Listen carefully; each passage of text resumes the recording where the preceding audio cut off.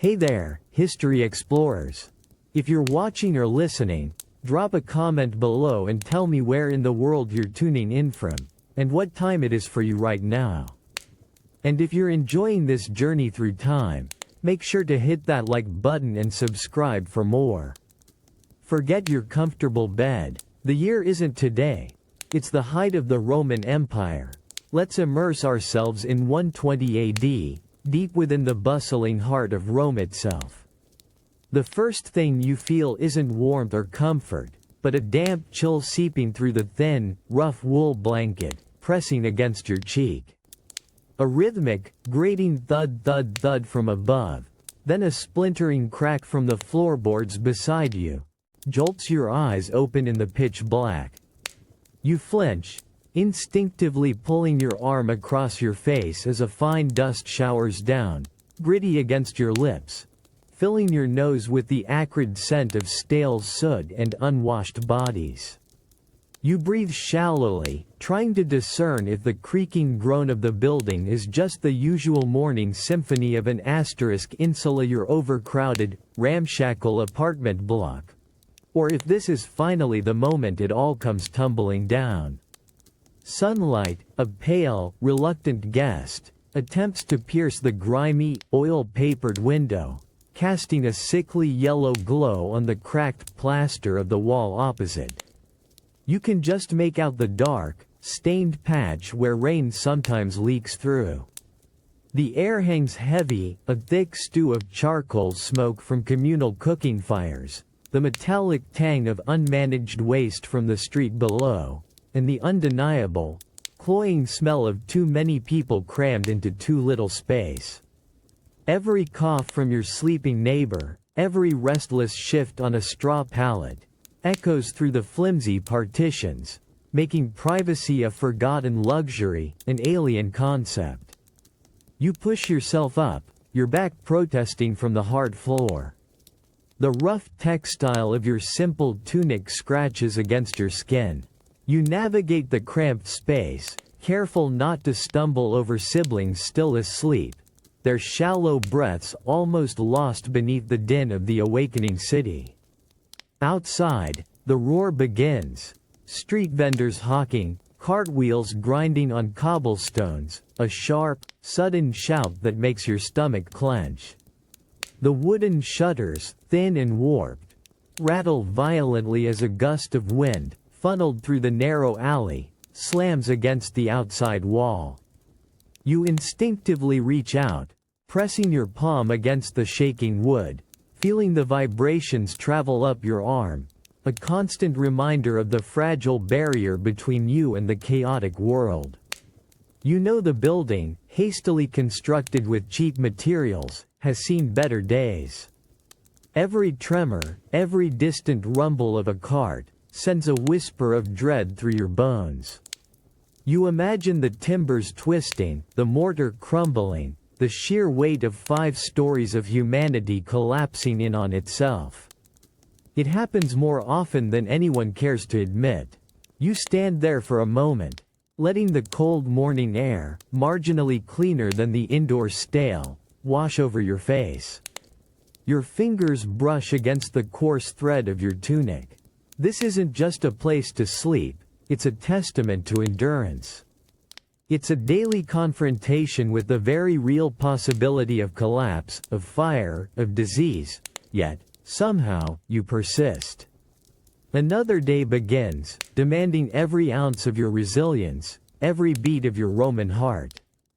The heavy, sweet sour scent of stale wine and simmering lentils washes over you, thick and cloying, as you step into the bustling thoroughfare.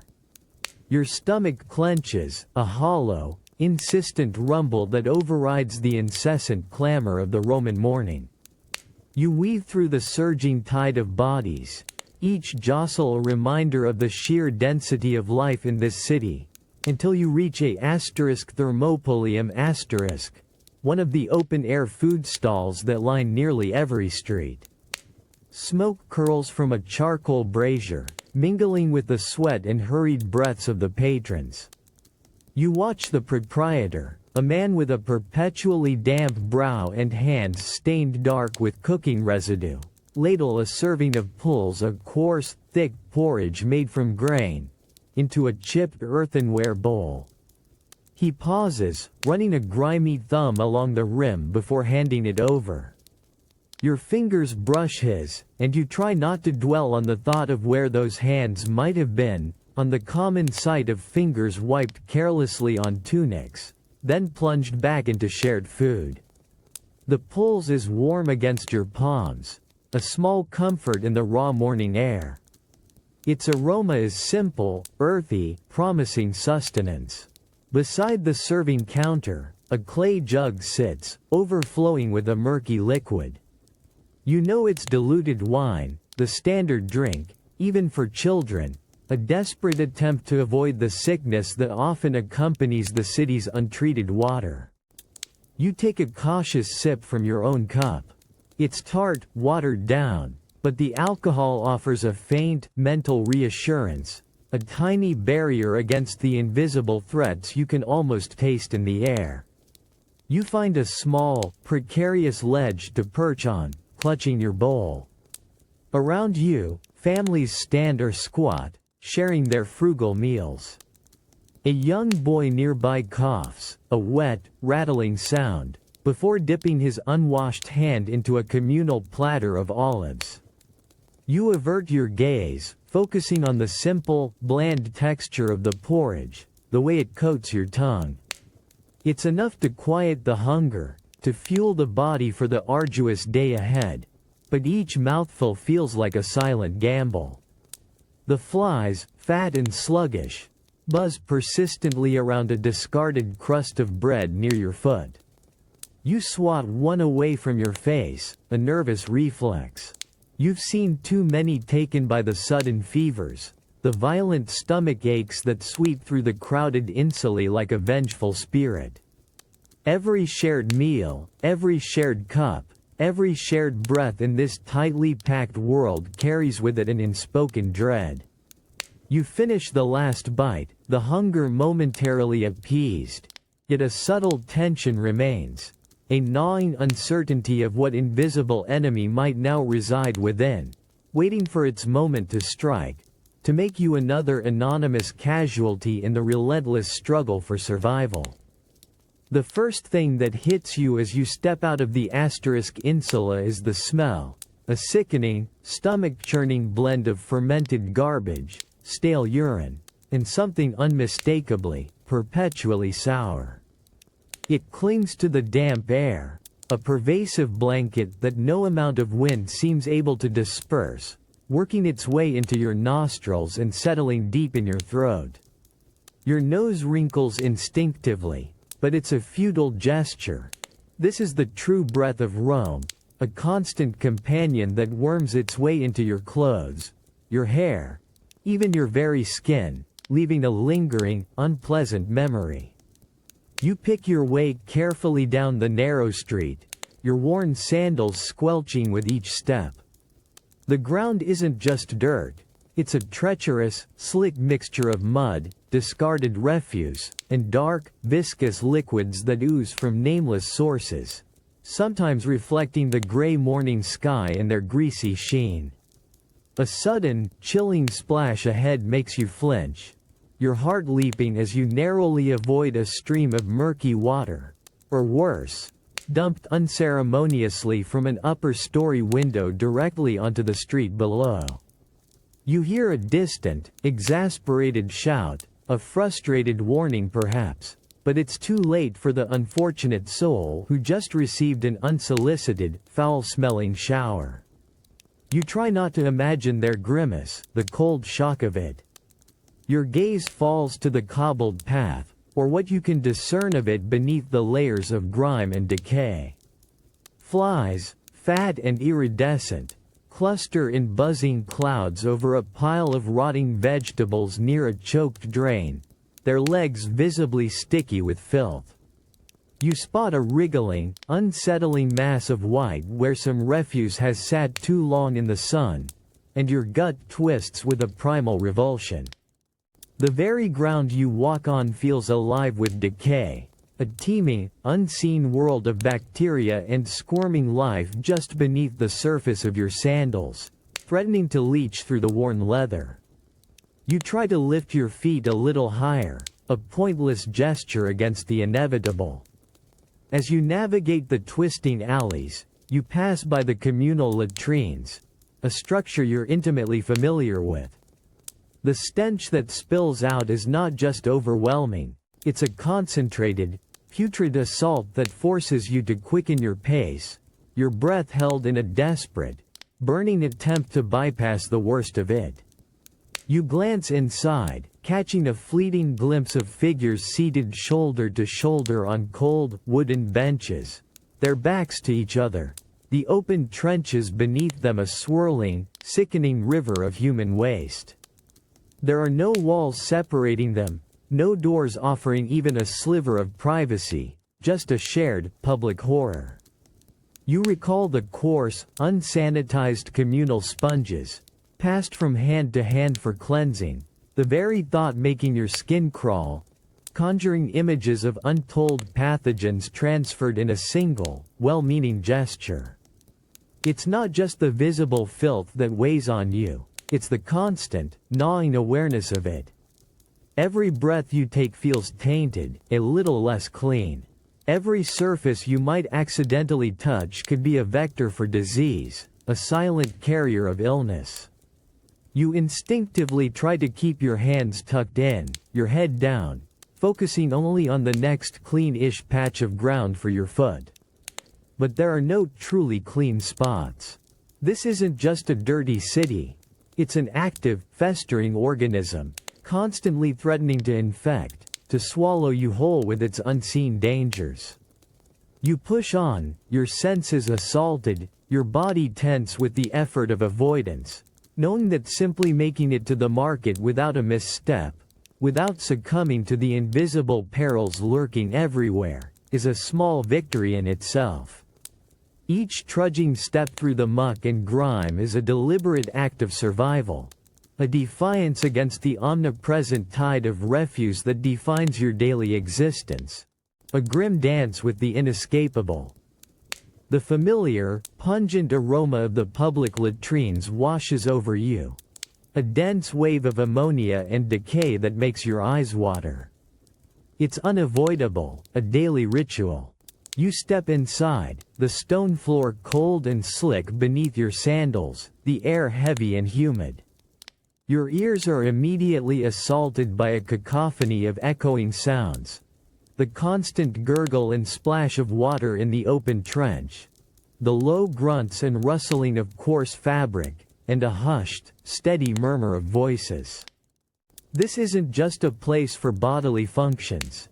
It's a social hub, where whispered fears and city gossip mingle with the unsettling chorus of elimination. You find a vacant spot along the marble bench, worn smooth by countless bodies, and settle onto the cold stone. It presses against your bare skin, a jarring chill that quickly numbs. The space around you is utterly devoid of privacy. You're shoulder to shoulder with strangers, their tunics brushing against yours, their breathing audible, their every movement felt. You can't help but glance at the open channels, the waste flowing sluggishly beneath your feet, a constant, sickening reminder of the lack of sanitation, the sheer volume of humanity passing through these very walls. A shiver runs down your spine, not just from the cold marble, but from the visceral awareness of shared germs, shared vulnerabilities. You hear a sharp cough from the man next to you, a wet, rattling sound that makes you instinctively pull back, a futile gesture. You try to keep your hands still, your gaze fixed straight ahead, avoiding eye contact with anyone. The communal sponge, a bristly tool on a stick, floats nearby in a murky trough of water, a shared implement for a truly private act. The very sight of it makes your stomach churn. You recall how it's passed along, used by countless hands, never truly clean. You carefully avoid even the suggestion of its use, preferring the rough texture of your own tunic, however inadequate. Whispers drift through the air, fragments of conversations. Someone is complaining about the price of bread. Another recounts a dream of better days, of a quiet field, far from the clamor and stench of the city. You catch a hushed exchange about a neighbor, taken by a sudden fever, their body found stiff and cold this morning. The words hang in the heavy air, a stark reminder of the fragile line between health and illness, between life and death, in this crowded, unsanitary world. You feel a knot tighten in your chest, a familiar anxiety that never truly leaves you. You rise quickly, eager to escape the suffocating closeness and the oppressive stench. Your body feels slightly lighter, but your mind is burdened with the unspoken realities of Roman life. As you step back out into the bustling street, the city's noise and clamor almost a relief after the intimate, unsettling hum of the latrines. You can still feel the cold ghost of the marble on your skin, and the memory of the smells and sounds clings to you. It's a daily rite, a necessary evil, yet each visit reinforces the stark truth. Privacy is a luxury you cannot afford, and cleanliness, a distant dream, leaving you to wonder how many invisible threats you've just shared, simply by being a part of this ancient, unhygienic world. The parched feeling in your throat is a constant companion, a dull ache that intensifies with the morning's ceaseless activity.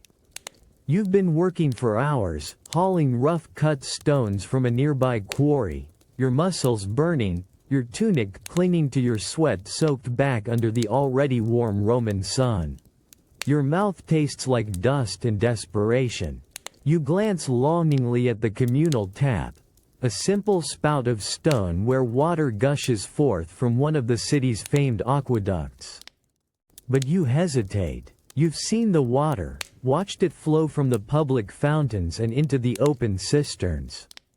Sometimes it's clear, but more often, it carries a faint, unsettling turbidity, a subtle cloudiness that hints at unseen impurities. You've heard the stories, witnessed the sudden illnesses that sweep through the tenements, illnesses often blamed on bad water. It's a gamble, every time. You remember the last time you risked a long, deep drink, the metallic aftertaste, and the uneasy churning in your gut that followed. Instead, you reach for the small, heavy amphora you brought from home, uncorking it with a practiced thumb. A whiff of sour grapes and fermentation rises, strong and distinct. You pour a measure of wine into your small, clay cup, then add water from the communal tap, diluting it heavily, turning the deep red liquid into a pale, watery rose. This is the daily ritual, the ancient Roman equivalent of public health. You've been drinking this way since you were a child, a common practice taught by your parents, by everyone around you. The alcohol, you've been told, somehow purifies the water, making it safe. It's a belief passed down through generations, an unquestioned truth in a world full of unseen threats. You lift the cup to your lips. The liquid is cool, cutting through the dryness of your mouth. It's thin, watery, with just a hint of the wine's bitter tang. It doesn't taste good, not by modern standards, but it's wet, it's thirst-quenching, and it offers that small, crucial psychological comfort. The promise of safety, however illusory. You swallow, feeling the liquid slide down your parched throat, a momentary reprieve from the relentless heat and the gnawing anxiety of contamination. As you finish, you wipe your mouth with the back of your hand, a faint reddish stain left behind. Around you, other laborers are doing the same, their gestures mirroring yours. A collective act of cautious hydration. Children, no older than your own little brother, toddle by with small jugs, their parents pouring them similarly diluted wine. It's normal here, completely unremarkable. Yet, in your mind, a faint flicker of doubt persists. You wonder about the water, where it truly comes from, what travels in its depths. You wonder about the wine, its actual protective power. You glance at the setting sun, already beginning its descent. The day is far from over, and the thirst will return. You know you'll repeat this ritual again, and again, until the amphora is empty. Each sip is a small act of faith, a daily wager against the unseen dangers that lurk in the very substance that sustains life. You feel the slight warmth in your belly from the diluted wine, a faint, fleeting sense of invincibility that you cling to, hoping it's enough to carry you through another challenging day in this unpredictable world. It's a constant, quiet struggle, this act of drinking, a delicate balance between quenching thirst and courting illness, a fundamental part of simply trying to survive. The cloying sweetness of honey-laced wine, diluted and cool, coats your tongue, leaving a faint, sticky residue on your lips. It's early afternoon, the sun a persistent weight on your shoulders, and the clamor of the Roman streets has momentarily softened, replaced by the hushed hum of families gathering for a midday reprieve.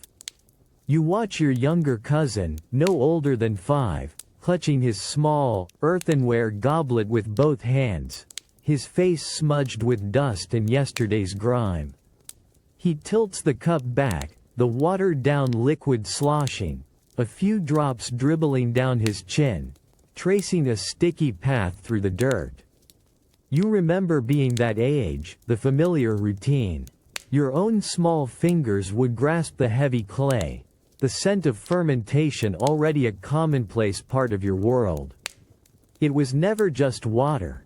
The adults always added wine, sometimes sweetened with honey to make it more palatable, especially for the little ones. You hear your aunt's soft murmur to her son, urging him to drink deeply.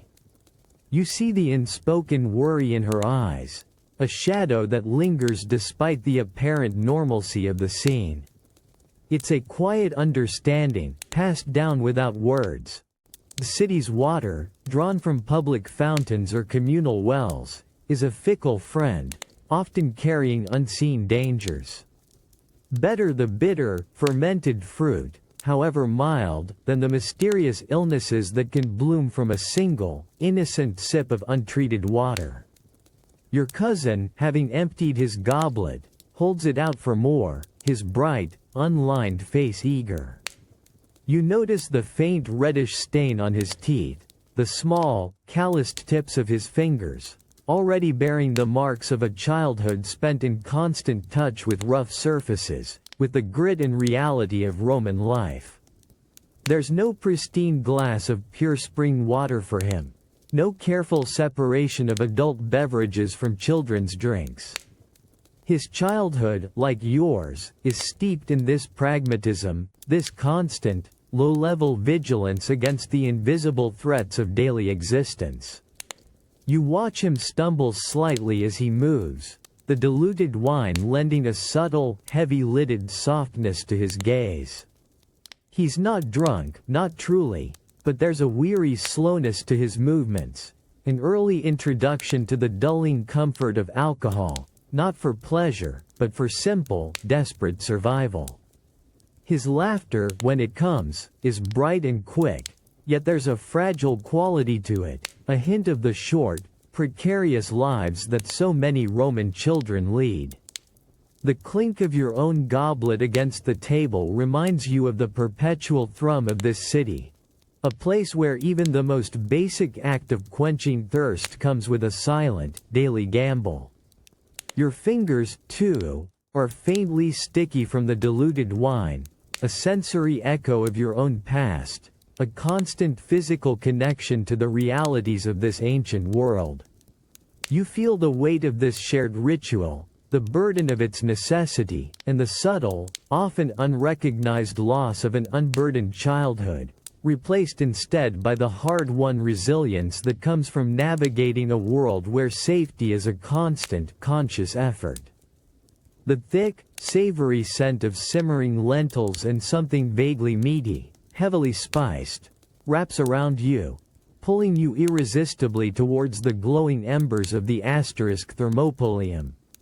It's a primal call, cutting through the usual Roman street stench with the promise of warmth and sustenance. Smoke, heavy with the aroma of charcoal and rendered fat, billows from the open-fronted stall, stinging your eyes faintly, yet drawing you closer.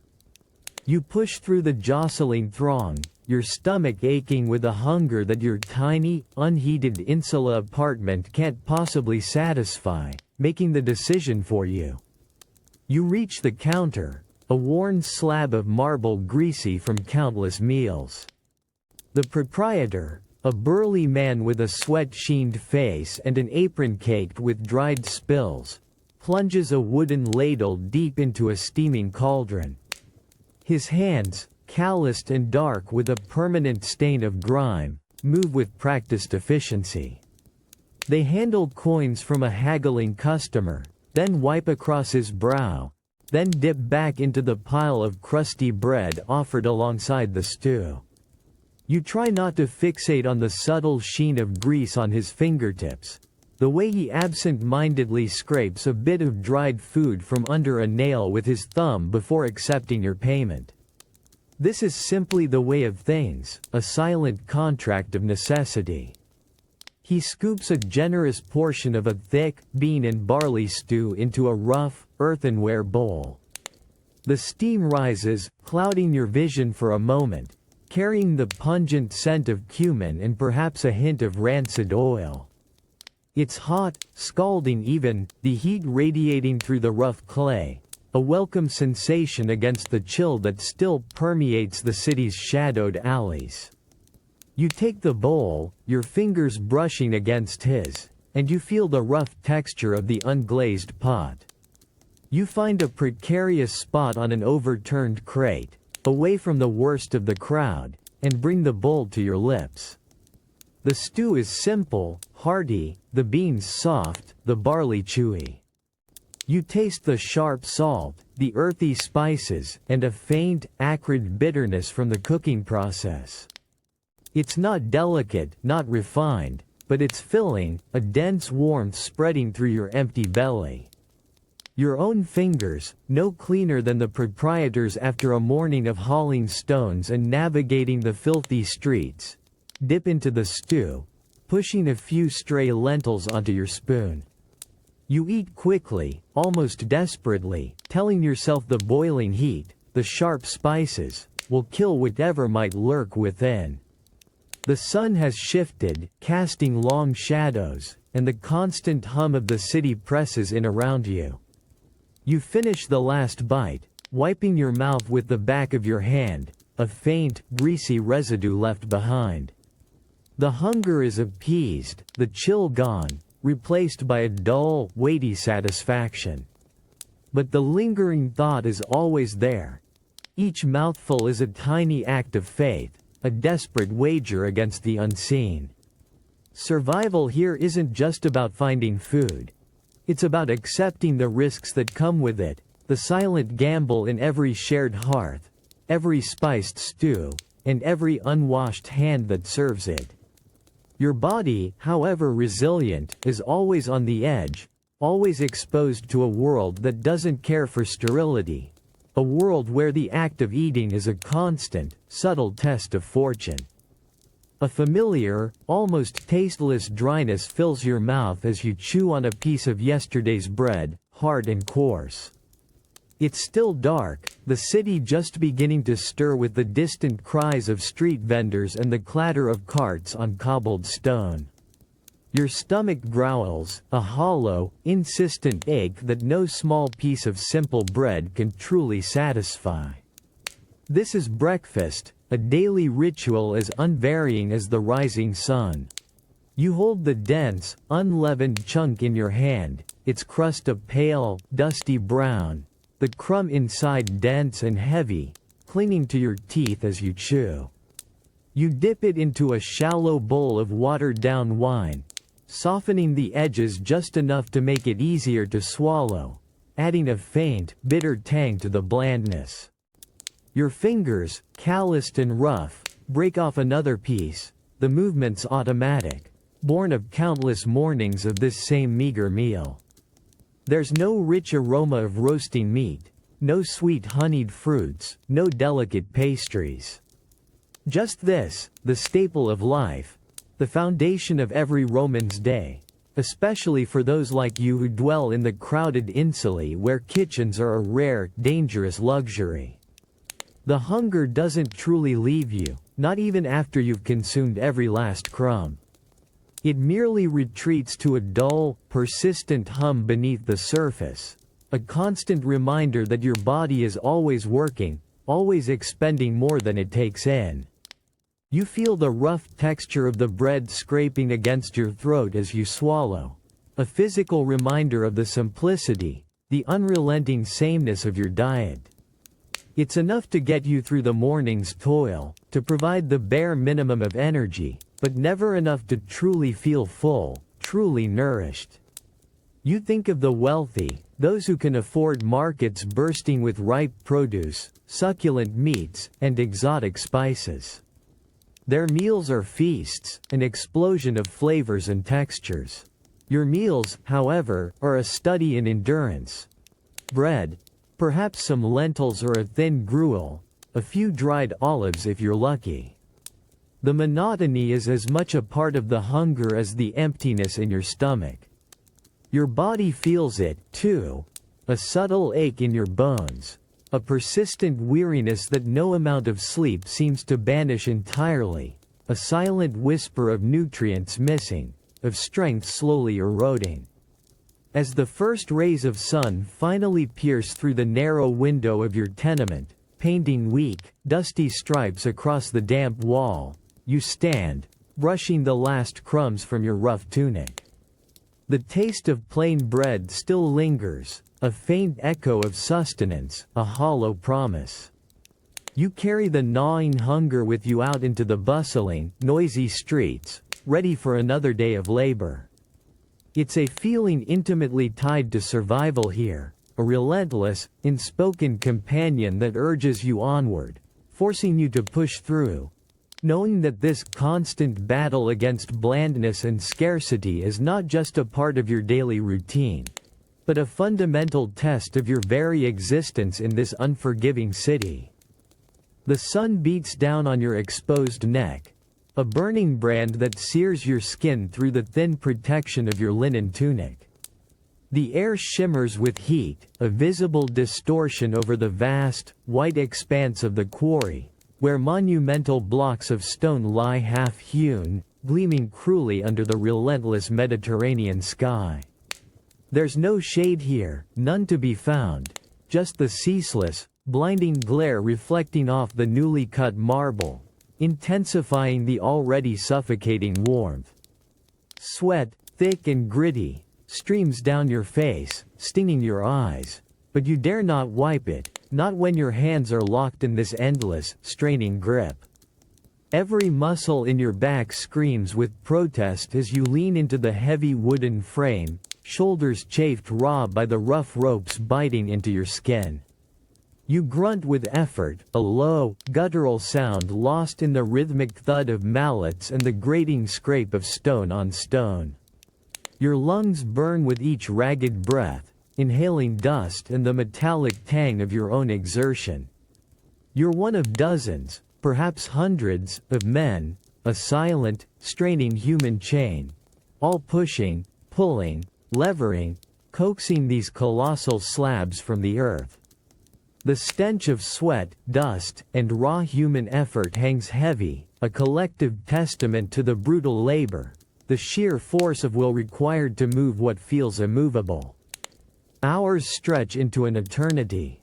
It feels like dawn was a lifetime ago, and the afternoon sun, still climbing to its zenith, promises many more cycles of this grueling, back-breaking work. 14 hours, they say, in the height of summer, under this unforgiving sky. 14 hours without respite, without a moment to truly ease the burden, without a whisper of protection should you falter. You watch a man near you stumble, his grip on the lever slipping, and a massive block of marble shifts, groaning ominously. A collective intake of breath ripples through the silent, straining men. You avert your eyes for a split second, fear a cold knot in your stomach, a chilling reminder of the ever-present danger. Accidents are not rare. They are a daily expectation, another tax paid in flesh and bone, with no one to claim your ruined body or compensate your family for your loss. Your hands are raw, blistered, the skin cracked and bleeding in places where the rough stone and coarse ropes have done their work.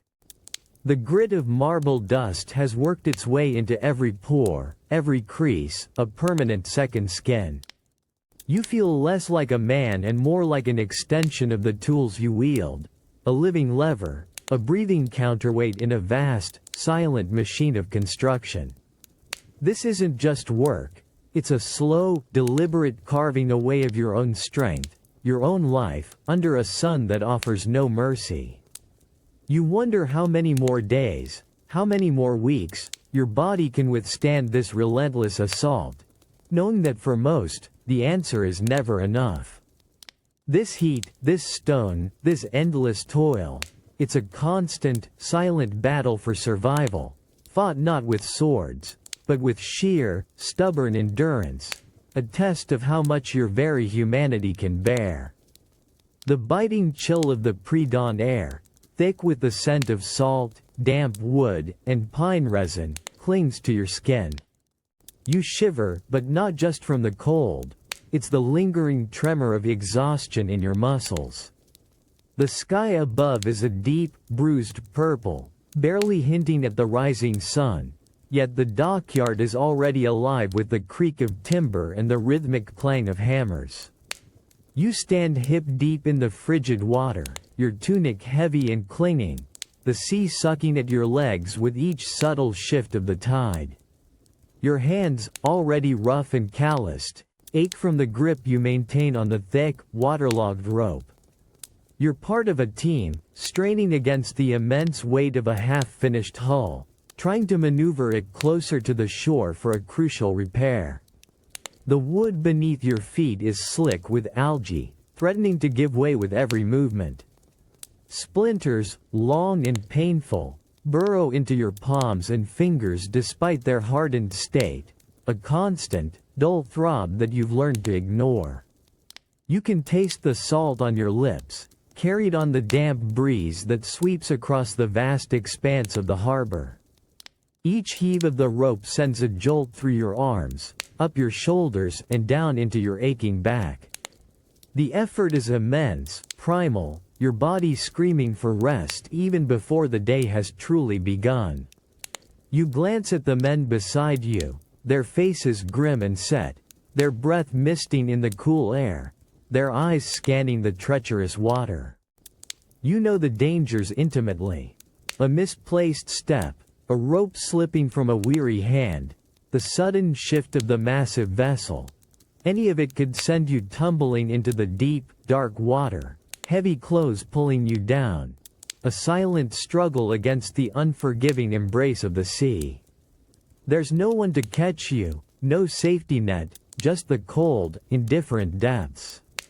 You push, you pull, you strain, your muscles burning, feeling the slow, grudging movement of the heavy timber. The sun begins to paint the horizon with streaks of orange and gold, a fleeting beauty that seems cruelly distant from your present struggle. The world around you is all raw wood, rough ropes, and the endless, unpredictable power of the ocean. You've been at this since long before dawn, and the work will continue, relentlessly, until the last flicker of twilight fades, often for 14 hours or more in the height of summer, under a sun that would then bake your skin, rather than chill it. As the hull finally grates against the shore with a shuddering groan, a small victory, you feel a brief, fleeting sense of accomplishment, quickly swallowed by the persistent ache in your bones and the cold dampness that seeps deep into your core. Your body, battered and bruised, has endured another morning's challenge. But the threat of the water, the unforgiving nature of the heavy timber, and the sheer physical toll are always present. You peel off your soaked tunic, your skin red and chafed, the splinters a silent, stinging testament to the day's beginnings. You know this isn't just a job, it's a daily negotiation with the elements, a constant test of your will against a world that demands every ounce of your strength, every single day. The cold, rough iron of the shackle digs into your ankle, a familiar, unyielding embrace as you shift in the pre-dawn gloom. A faint, metallic clink echoes in the packed communal sleeping space, swallowed almost instantly by the chorus of groans and restless murmurs from the bodies around you.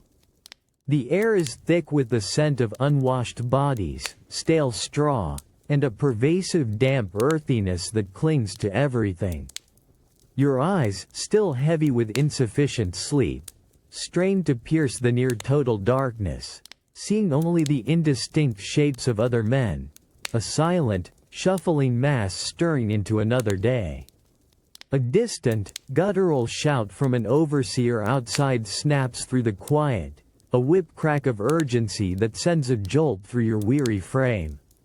You push yourself up, your muscles protesting, a dull ache already settling deep in your back. The chain connecting your ankle to the man beside you pulls taut, a constant, physical reminder of your station, of the bonds that define your existence.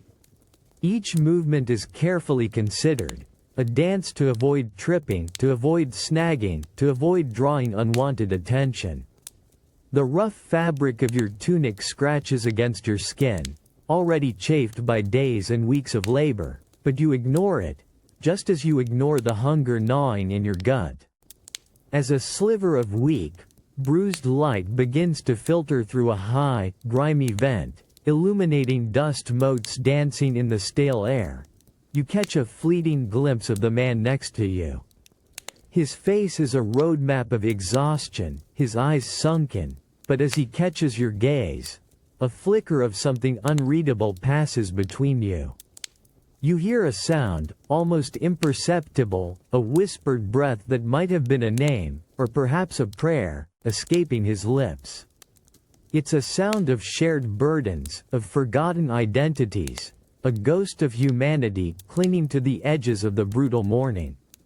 You rise, your movements stiff, the weight of the chain a rhythmic drag with every step, not just on your ankle, but on your very spirit. This is the start of another long cycle, perhaps 14 hours under the scorching sun, hauling, lifting, enduring. You know the punishments for slowness, for weakness, for any perceived defiance. The fear is a cold, tight knot in your stomach, a constant companion that will ride with you throughout the long day.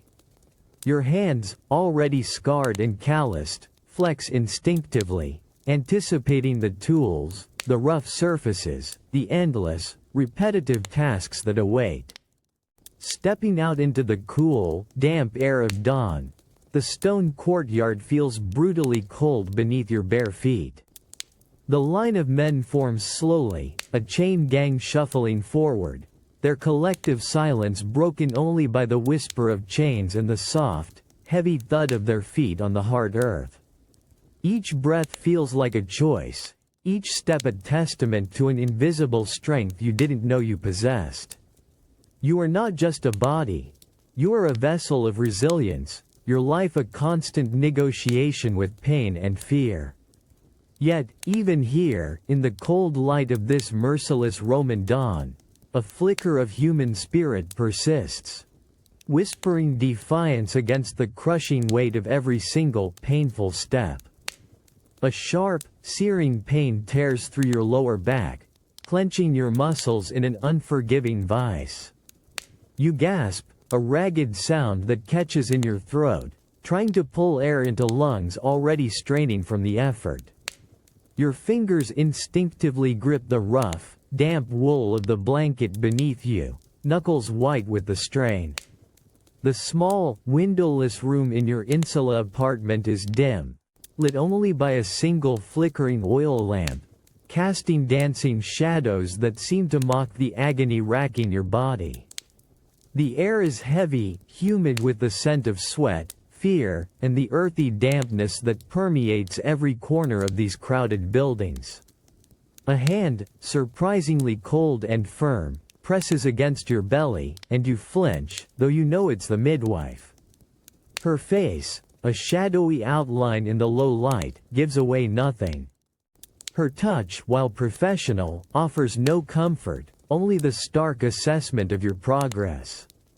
You hear her murmur something, a low, unintelligible instruction, and you try to obey, though your body feels like it's no longer your own, a vessel overwhelmed by a force both ancient and relentless. This is the truth of Roman childbirth, a brutal, solitary battle fought with sheer, primal endurance. Another wave hits, stronger this time, and a guttural cry escapes your lips, raw and involuntary. You push, straining every fiber, feeling as if your very bones are being torn apart. Sweat streams down your temples, mingling with the tears that sting your eyes.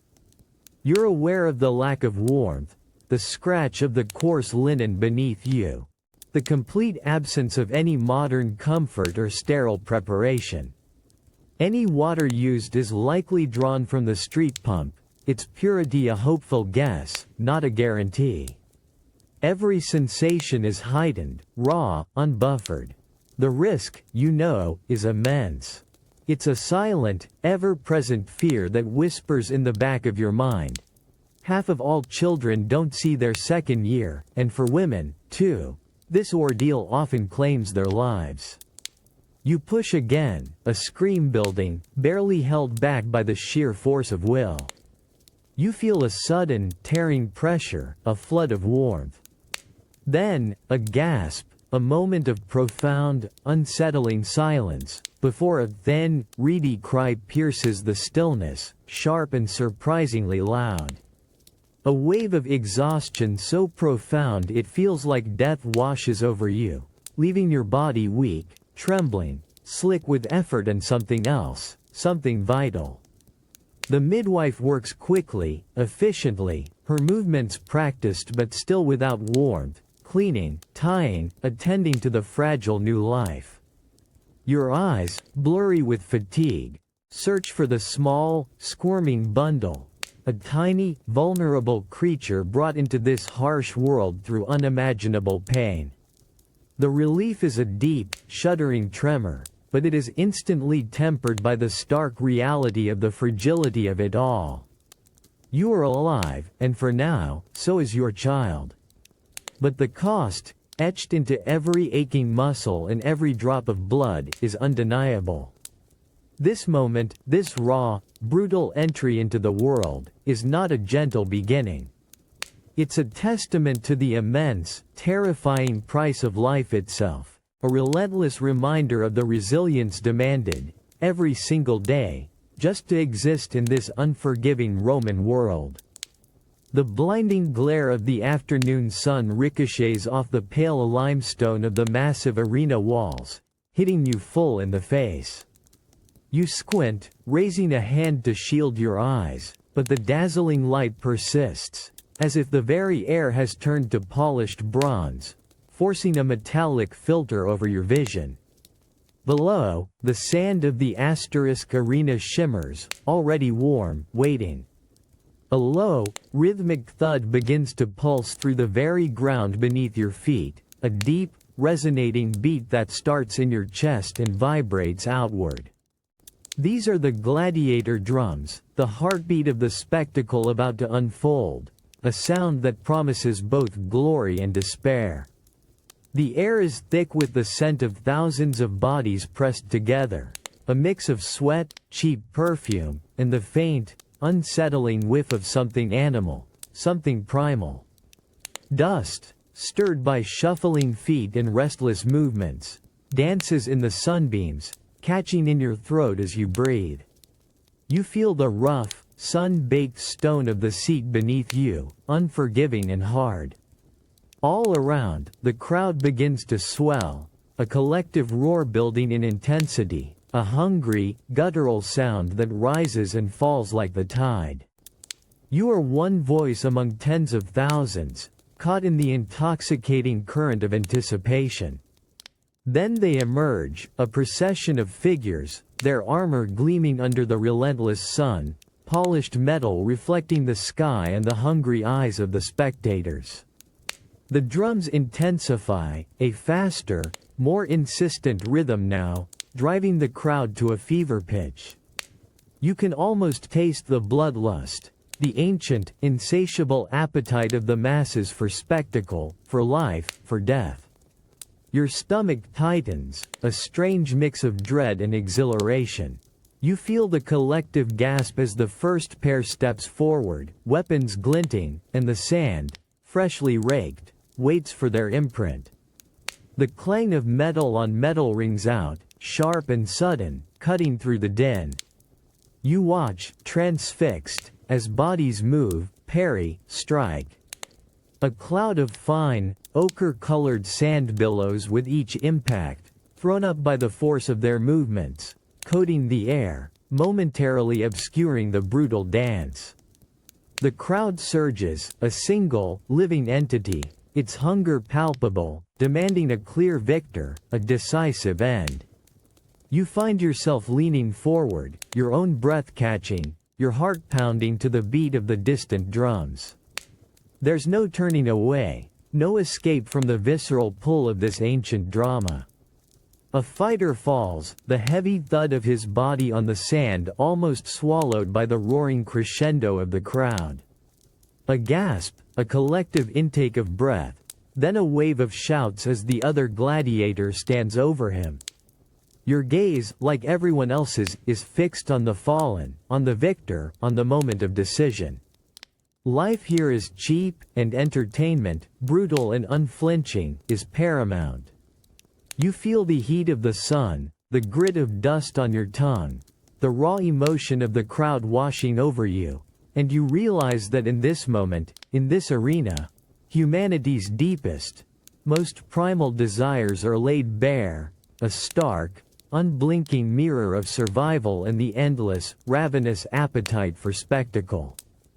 The stench hits you first, a wave of ripe, then rotting, fruit mingling with something distinctly acrid, the sour tang of spilled wine, and the undeniable musk of too many unwashed bodies. It's a humid, heavy blanket that settles in your throat, making each breath a conscious effort. The din is deafening, a chaotic symphony of shouting merchants hawking their wares, the shrill cries of street vendors, and the ceaseless babble of 1,000 haggling voices, all swirling around you in the afternoon heat of the Roman market. Your eyes, squinting against the relentless sun that slices through the gaps in canvas awnings, struggle to pick out a clear path through the jostling throngs. You're pushed and pulled by the relentless current of humanity, a river of coarse linen tunics and bare, dusty feet. Stalls overflow with dusty vegetables, baskets of figs already softening under the oppressive warmth, and terracotta amphorae promising diluted wine, its purity a distant hope rather than a certainty. Flies, thick and buzzing, swarm over everything, a persistent, unsettling presence, particularly around the heaps of discarded refuse that inevitably spill from overloaded baskets. The cobblestones beneath your worn sandals are slick in places with unseen moisture, sticky in others, hinting at spilled liquids and more unspeakable things. You constantly brace yourself against the press of strangers, their rough garments brushing yours, their desperate energy a tangible force. A child, no older than your own little brother, weaves expertly through the crowd, clutching a half-eaten piece of bread, its edges already black with grime from the street. You watch as another, tiny and pale, coughs a wet, hacking sound, a stark reminder of the ever-present shadow of sickness that hangs over these crowded spaces. Your stomach protests, a hollow ache that's been with you since dawn. UIA Thermopolium a hot food stall, where a waft of greasy smoke promises a meal. But you see the uncovered stew, shimmering with flies, and the unwashed hands of the vendor dipping a ladle. The gamble feels too high, the risk of gut-wrenching illness a threat you can ill afford. For many, this is the only kitchen, the only source of a hot meal, a daily roll of the dice with their own fragile health. You turn away, choosing the slow burn of hunger over the immediate danger. As the sun climbs higher, intensifying the heat and the smells, the desperation in the haggling voices seems to sharpen. Every coin exchanged feels like a struggle, a tiny victory against a world that demands so much and offers so little. You feel the grit of dust on your tongue, the relentless throb of your feet on the hard ground, and the heavy weight of an enduring weariness that settles deep into your bones. This market, this pulsating heart of Roman life, isn't just a place of commerce. It's a relentless test of endurance, a testament to the sheer human will to survive, even when every breath, every bite, and every step is a silent battle against the odds. The acrid, metallic tang of sickness coats your tongue, even through the dry, cracked feeling in your mouth. Your head throbs, a dull, relentless hammer inside your skull, and the rough wool blanket, meant to keep you warm, feels like a suffocating weight, even as shivers rack your fever-hot body. The air in this tiny, shared corner of your insula apartment is stale and heavy, thick with the scent of unwashed bedding, the cloying sweetness of some herbal concoction left simmering nearby, and a faint, unsettling whiff of waste from the chamber pot in the corner. Outside, the perpetual clamor of the Roman street, vendors shouting, carts rumbling, distant cries, filters in, a relentless, cruel reminder of a life still moving, a life you barely cling to. Your eyes, burning and heavy, flutter open, struggling to focus on the dim, greasy light filtering through what might be a window, or just a hole in the wall high above. Every slight movement sends a wave of nausea and dizziness, threatening to pitch you into a deeper, disorienting sickness. You can feel the clammy sweat clinging to your skin, then chilling as the fever spikes and dips, a relentless internal battle that drains your strength with each passing moment. The straw beneath your thin mattress rustles constantly, and you hear the telltale skittering of something small and unseen in the shadowed corners. Another unwelcome guest in your already miserable dwelling. This illness, you know, is a common visitor in these crowded, unsanitary walls, an almost inevitable part of Roman life, a daily threat brought by contaminated water and questionable food. A figure looms over you, a Roman medicus or perhaps a local wise woman known for their remedies, their face a shadowy outline in the poor light. You immediately smell strong herbs, bitter rue, sharp garlic, perhaps something else pungent and unfamiliar, a mix that promises a cure but smells of desperation. Their hand, calloused and surprisingly heavy, presses briefly to your forehead, then your chest. A quick, almost dismissive assessment, devoid of any genuine comfort. There's no soft word, no gentle touch of reassurance, just the brusque movements of someone performing a duty. Their eyes, shadowed and ancient, seem to observe more than care, calculating the chances, the cost. You feel a strange object placed against your lips, a bitter, earthy liquid that you force yourself to swallow, hoping, praying, it will bring relief, or at least not make things worse. You remember how often children disappear in the quiet of the night, how many adults simply waste away, victims to the invisible enemies that thrive in the city's grime and the suspect purity of its wells. Your breath is shallow, each inhale a conscious, painful effort. Your throat is raw, your body aching from the inside out. You close your eyes, pulling the coarse blanket higher, trying to find a moment of peace, a fragile respite from the swirling sickness within and the harsh realities without. The incessant sounds of the city persist, a distant, indifferent drone that highlights your isolation and vulnerability. You are just one more fevered body in a city teeming with them, reliant on remedies whose power is as much rooted in superstition and tradition as it is in any real understanding of healing. The thought is a cold, stark comfort.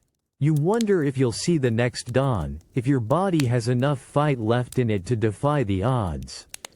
The sheer fragility of life here, under the ever-present shadow of disease and limited knowledge, is a truth you feel in every aching bone and every ragged, shallow breath. The chilling, intermittent clang of a distant bell, muffled by the oppressive city air, scrapes against your nerves, a stark herald of yet another life extinguished.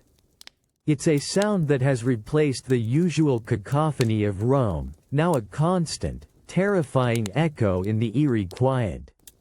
The air itself feels heavy, thick not just with the usual grime and the sour tang of uncollected refuse, but with a new, unsettling odor, the sickly sweetness of decay, hastily masked by burning herbs that do little to cleanse the deeper dread. From your small, shadowed window in the Insula *, you peer out at streets usually teeming with life, now unnervingly deserted. The familiar shouts of vendors, the rumble of carts, the endless chatter of citizens, all replaced by a silence broken only by those relentless bells and the occasional, hushed shuffle of a desperate, solitary figure. Doors are boarded, windows shuttered, transforming the once vibrant thoroughfares into canyons of grim, silent stone. You feel the cold dread coil in your gut, a familiar companion these past weeks, as contagious as the fever sweeping through these narrow, crowded alleys.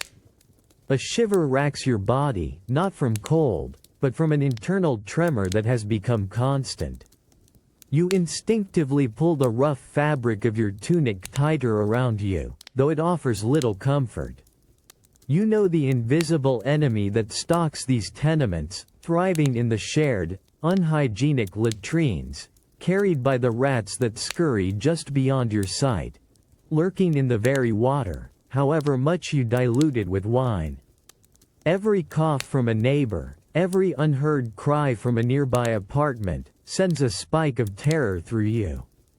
The sheer density of living, the lack of private space, has turned every shared breath into a potential vector of death.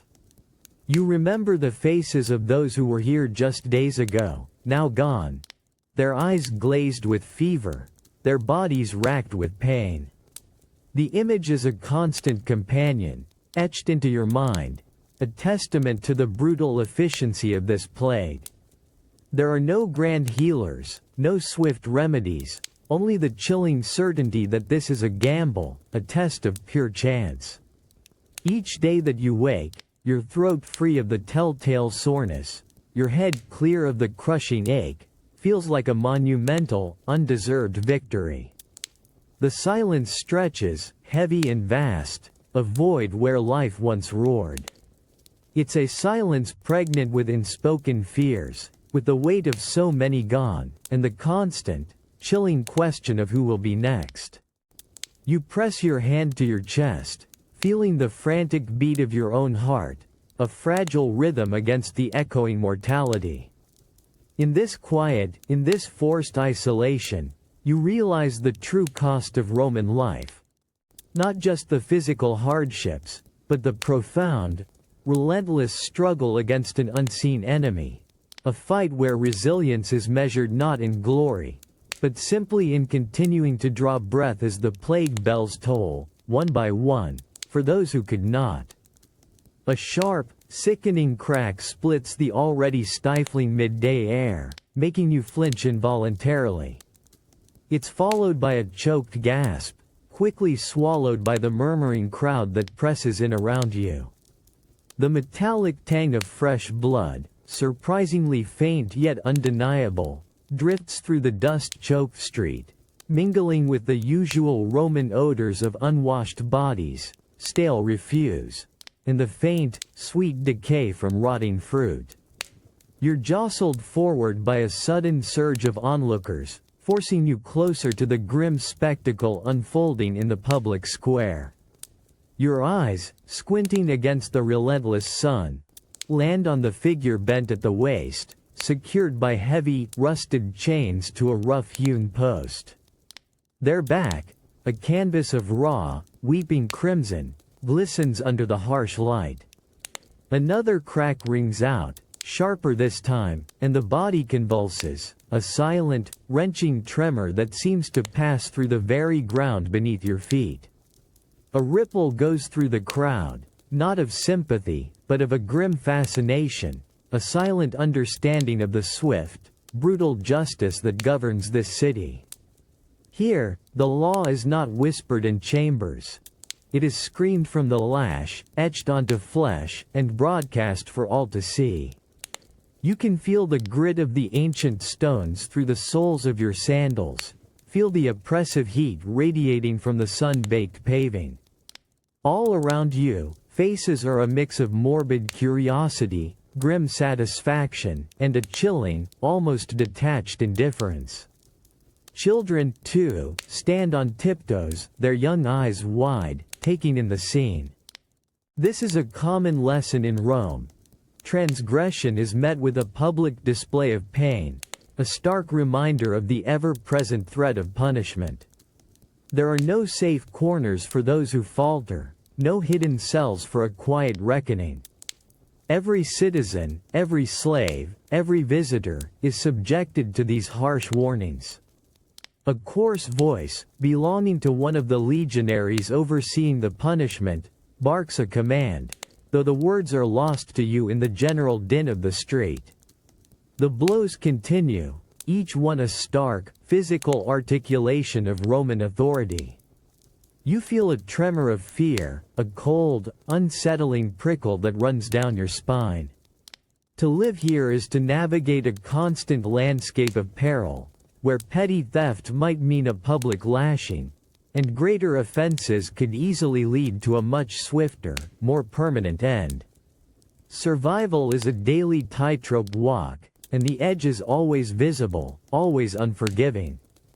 As the lashing finally ceases, leaving behind only the ragged breathing of the condemned and the heavy silence of the satiated crowd, you feel the press of bodies loosen. People begin to drift away, already moving on to their midday meals or afternoon leisure, leaving the punished figure to endure the aftermath. The raw, visceral memory of what you've witnessed lingers, a stark reminder of the uncompromising nature of Roman life. Here, the law is not just a concept, it is a physical force, a brutal reality that keeps every step uncertain and every moment a silent testament to the resilience, or fragility, of human existence. A subtle shift in the air, a sudden dampness beneath the usual Roman grit, is what catches your attention first. It's not rain, but a chilling tension that seems to seep from the grand marble structures around the Forum, mingling with the scent of expensive incense and the lingering, metallic hint of political ambition. You're navigating the bustling edge of the square, jostled by toga-clad citizens and hurrying slaves, when a strange quiet begins to descend, not sudden, but creeping, like shadows lengthening too quickly at noon. Your eyes trace the elaborate embroidered robes of a senator passing by, his face a carefully crafted mask of serene authority, his features almost too smooth, too perfect. You've learned to recognize the subtle nuances here, the fleeting glances exchanged, the way certain groups congregate, their hushed whispers like the rustle of dry leaves before a storm. The city's pulse is usually a roaring torrent of noise and activity, but today, an underlying current of unease thrums beneath the surface, a premonition that tightens your stomach into a hard knot. Every smile seems a little too wide, every gesture a little too theatrical, as if everyone is playing a part, hoping to avoid being the target of the next, unseen drama. Then it happens, not with a shout, but with a collective gasp that rips through the gathering crowd, followed by a sudden, terrifying rush of bodies. You are shoved, thrown off balance, catching yourself against the rough, sun-warmed stone of a fountain. A plume of dark, acrid smoke billows from the direction of a grand portico, a sickening, almost sweet smell now cutting through the incense, and in that instant, the city's roar dies. Silence descends, absolute and deafening, broken only by a few panicked, high-pitched cries and the distant, confused barking of a dog. You freeze, your heart hammering against your ribs, the blood draining from your face. The smoke hangs heavy, an ominous cloud against the bright Roman sky, a stark symbol of sudden, brutal upheaval. All eyes, wide with shock and fear, are fixed on that spot, where moments ago, life unfolded with its usual pomp and circumstance. The ornate facades of the buildings, usually so imposing, now seem to loom with a menacing, indifferent silence.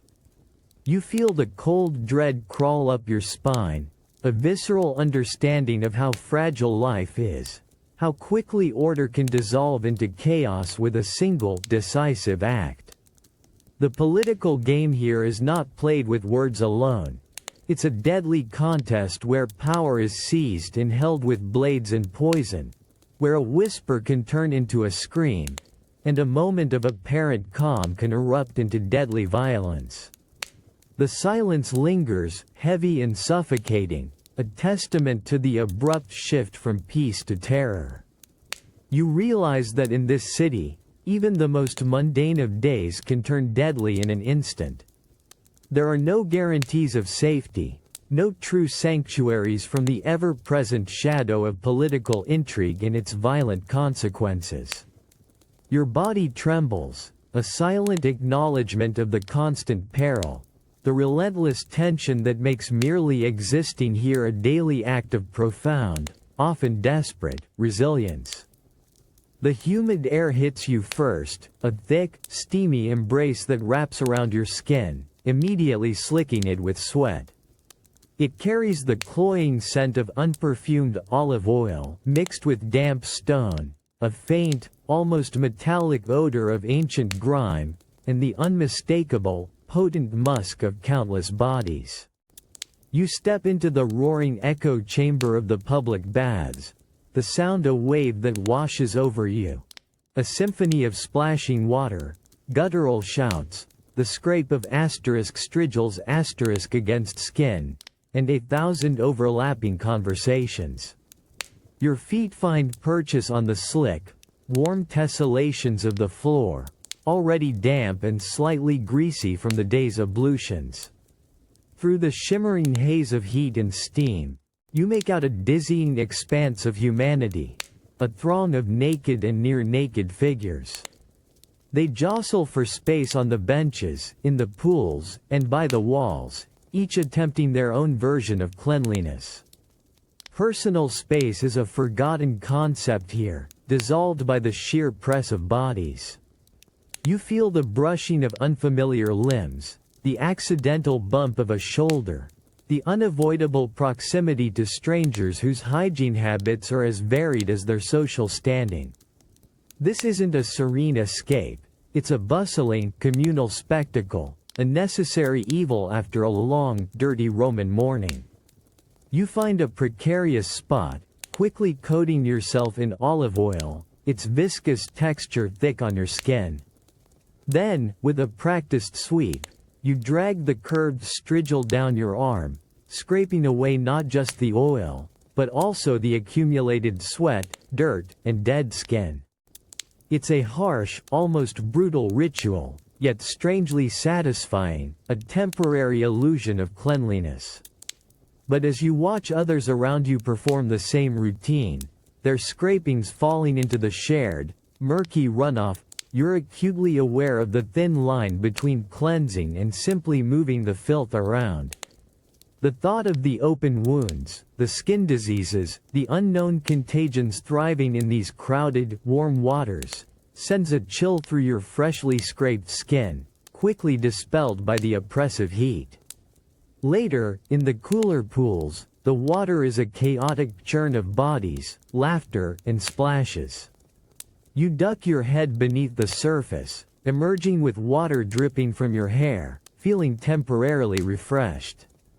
But even here, in this moment of brief respite, a flicker of unease remains. Your meager belongings, left in a cubby, are a constant worry.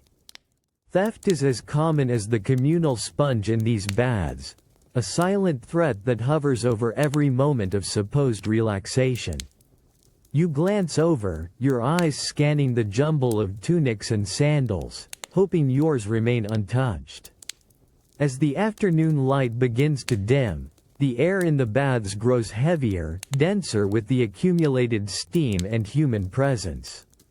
You exit, feeling a fleeting sense of physical renewal, yet still carrying the pervasive stench of the city in your clothes, on your hair, a reminder that true, lasting cleanliness is a luxury rarely afforded.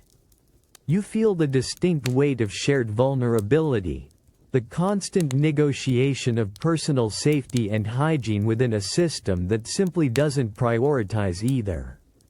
Even in leisure, the relentless demands of Roman life, the dirt, the crowds, the constant threat of loss, assert their inescapable claim on your existence. The soft, oily scent of exotic perfumes, mixed with the ever-present steam and the distant shouts from the exercise grounds, drifts around you in the humid air of the asterisk tepidarium. Here, the warmth is gentle, a soothing balm that eases the day's aches, but the atmosphere is charged with a different kind of heat. The simmering hum of conversation. Your skin, still slick with the remnants of olive oil and scraped clean by the asterisk strigil, feels surprisingly vulnerable in this public space, surrounded by a tapestry of murmurs and whispers. You settle onto a polished marble bench, letting the warmth penetrate your bones. Around you, men of varying social stations, their bodies exposed, their guards perhaps lowered by the comforting heat, lean close to one another, their voices dropping to conspiratorial tones. A snippet of a senator's name, a mention of an upcoming vote, the faint echo of a scandal involving a prominent family.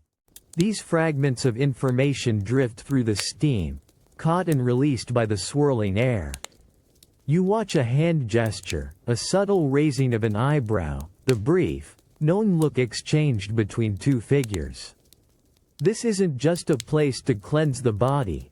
It's a vital hub for the city's social and political currents, a living network of gossip and influence. You feel the pressure of unsaid words, the weight of secrets carried by these half-naked bodies. The smooth, glistening skin of a patrician next to you, carefully massaged with fragrant oils by his slave, seems to betray nothing, yet his eyes constantly dart, taking in every face, every hushed exchange.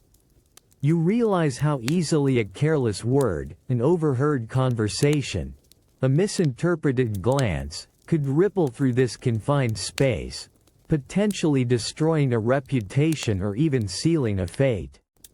The intimacy of the bathhouse, the shared vulnerability of the body, creates an illusion of trust, but beneath it lies the ever-present Roman reality of shifting loyalties and brutal ambition. A group of younger men, their voices slightly louder, their laughter more boisterous, draw a quick, disapproving glance from a cloaked figure across the room, who immediately turns his back. The air around you tightens almost imperceptibly, a silent warning. Here, even the choice of who you associate with, whose jokes you acknowledge, can be scrutinized. The line between comfortable leisure and dangerous entanglement is thin, as slick and pervasive as the oil that coats everyone's skin. You find yourself subtly adjusting your posture, softening your gaze, careful not to attract undue attention, not to appear too interested in any particular exchange. As you rise, refreshed but also acutely aware of the social currents you've navigated, you feel the persistent hum of the city's power struggles in your very bones. The warmth of the baths fades quickly, replaced by the cool evening air. You carry with you not just the scent of clean skin, but the unsettling memory of whispers, of hidden agendas, of the constant vigilance required to simply exist in a world where comfort is always tinged with risk. Every public space, even one dedicated to bodily pleasure, is a stage for a silent, deadly play, a testament to the enduring human need for connection, even amidst the ever-present dangers of reputation, rumor, and ruthlessness. The oppressive cloak of Roman night descends, not with a gentle fade, but like a heavy, sodden blanket, smothering the city's daytime roar. The air, already thick with the familiar stench of refuse and stale wine, now carries a new, sharper chill that prickles your skin despite the lingering heat of the day. You pull your threadbare cloak tighter around you, your breath misting faintly in the gloom. Ahead, your path through the labyrinthine alleys of the Asterisk Insulae is illuminated only by the infrequent, flickering dance of a distant torch carried by some unseen reveler, casting monstrous, fleeting shadows that writhe on the damp, uneven cobblestones. Every creak of the poorly constructed wooden stairs of your tenement echoes with unsettling loudness, amplified by the pervasive darkness. You climb slowly, your hand instinctively gripping the rough, splintered banister, each step a deliberate, cautious act. The building itself groans around you, a living, decaying beast. You can hear the muffled snores from behind thin walls, the rustle of straw in a neighboring room, and the unsettling scurry of unseen creatures in the shadows, a constant reminder of the cramped, precarious life within these towering, fire-prone structures. Your heart thumps a little faster, a drumming beat against the silence of your ascent, punctuated by a distant, sharp cry that could be anything: a lover's quarrel, a drunken brawl, or something far more sinister. Out on the street below, the occasional clang of metal or a sudden, raucous burst of laughter makes you freeze, pressing yourself against the cold, grimy wall. The city's rogues and desperadoes own these hours, slipping through the unlit thoroughfares like specters. You clutch the small, meager coin purse hidden beneath your tunic, your fingers tight around its rough fabric, a primal instinct to protect what little you have. The thought of encountering a shadow figure, their face obscured by night, their intentions unknown, sends a cold wave through your gut. There are no watchmen to truly guard these lower streets, no swift justice to be found in the darkest hours. Survival is a game of chance, of quiet footsteps and averted gazes. You reach your tiny, shared apartment, the wooden door groaning protestingly as you push it open. The familiar, stale air inside offers little comfort, but it is shelter. As you finally slide the heavy wooden bar into place, securing yourself within, you lean back against the flimsy wood, feeling the persistent tremor in your limbs. The darkness outside continues its silent reign, filled with unseen threats and untold dangers, a stark contrast to the brief, harsh daylight that offered some illusion of safety. You realize that in this Rome, even the simple act of returning home at night is a testament to a quiet, ceaseless resilience, a daily triumph over a world that is always, relentlessly, trying to wear you down. A searing heat, sudden and suffocating, claws at your throat, jerking you violently from sleep. Not the familiar warmth of your thin blanket, but a dry, scorching wave that makes your lungs seize. Then comes the smell. Acrid, thick smoke, burning your nostrils, immediately telling you that something is terribly, terribly wrong. Before your eyes can even adjust to the inky blackness of your cramped room, a guttural shriek tears through the thin walls, followed by the terrifying, unmistakable sound of splintering timber and a deep, groaning rumble that seems to shake the very foundations of your insula. Panic flares, sharp and cold, overriding the initial shock. You scramble from your straw mat, your bare feet hitting the rough, wooden floorboards already warm with the encroaching inferno. Disoriented, you cough, the smoke a tangible, suffocating presence, filling the air, blurring your vision to mere shadows. More cries erupt around you, screams of terror and desperation from your neighbors, echoing from every floor of this towering, flimsy building. You can hear the stampede of feet in the narrow corridor, a frantic, desperate race, each step a testament to the fragile hold on life in these overcrowded dwellings. You push through your doorway, into a corridor now choked with a thick, churning haze. The air is an oppressive weight, burning your eyes, making every breath a shallow, painful gasp. Ahead, a hellish orange glow paints the smoke, revealing momentary glimpses of frantic figures, disembodied hands reaching out, pushing, shoving. The stairs, your only way down, seem impossibly far, a perilous descent into the growing chaos below.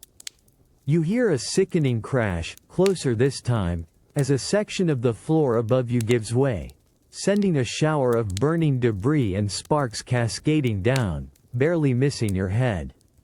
Your heart hammers, a frantic drum against your ribs. Every instinct screams at you to move, to escape this fiery trap. You join the desperate throng, jostled and propelled forward by the collective terror.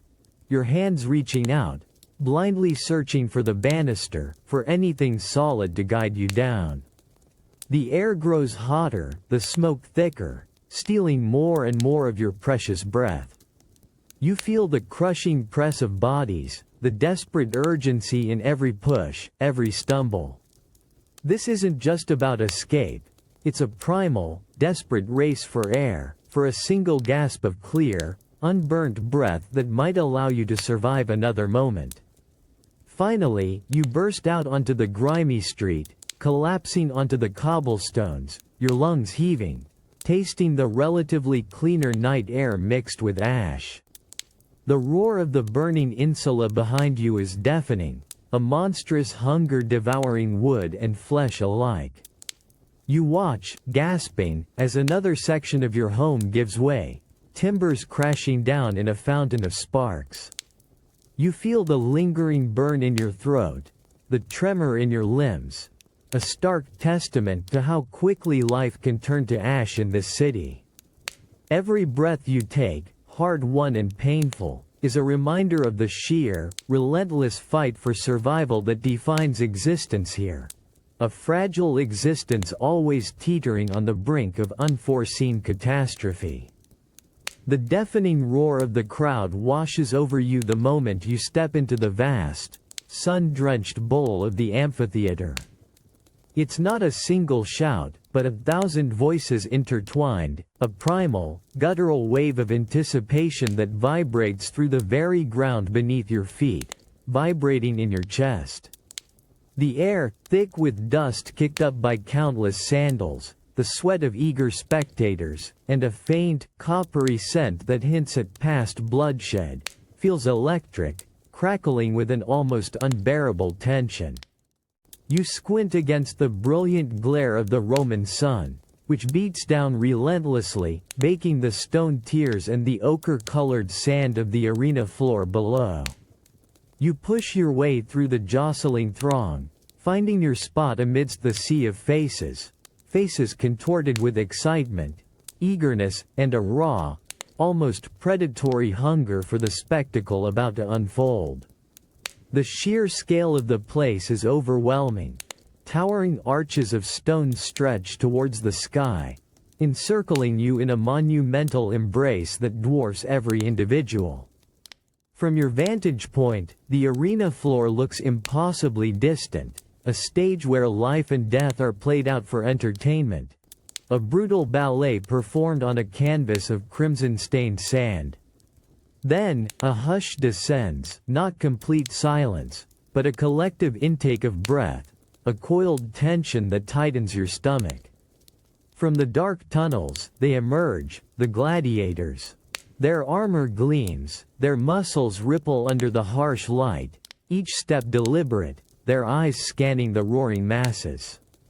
You feel a strange mix of awe and dread, watching these figures, knowing their fate hangs by a thread, a single thrust of a blade, a misstep on the sand. The crowd, momentarily silenced by their appearance, erupts again, a fresh surge of shouts and cheers greeting the men who walk willingly into the maw of combat. The clash begins, a brutal symphony of scraping metal, grunts of effort, and the heavy thud of bodies against sand. You flinch, then find yourself leaning forward, caught in the terrifying rhythm of the fight. The crowd surges with every blow, every parry, their cries urging on the combatants, demanding blood, demanding a conclusion. You see the raw, animalistic struggle, the desperate fight for survival, stripped bare of any pretense, right there in the unforgiving glare of the midday sun. A gladiator stumbles, a spray of red darkens the sand, and the roar intensifies, a collective gasp turning into a thunderous demand for finality. You feel a chill, despite the heat, as you watch the inevitable unfold.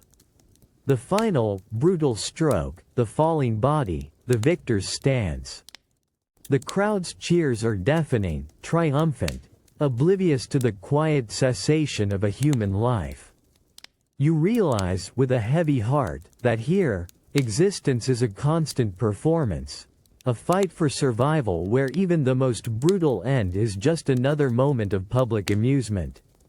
The raw, visceral reality of it leaves a bitter taste in your mouth, a stark reminder of the relentless indifference of this world, where human life is often just a fleeting, sand-stained echo in a vast, unforgiving arena. The air smacks you with a potent cocktail of scents, the sharp tang of cheap, spilled wine, the earthy musk of countless sweating bodies pressed close, and the sweeter, lingering smoke from torches and burnt offerings.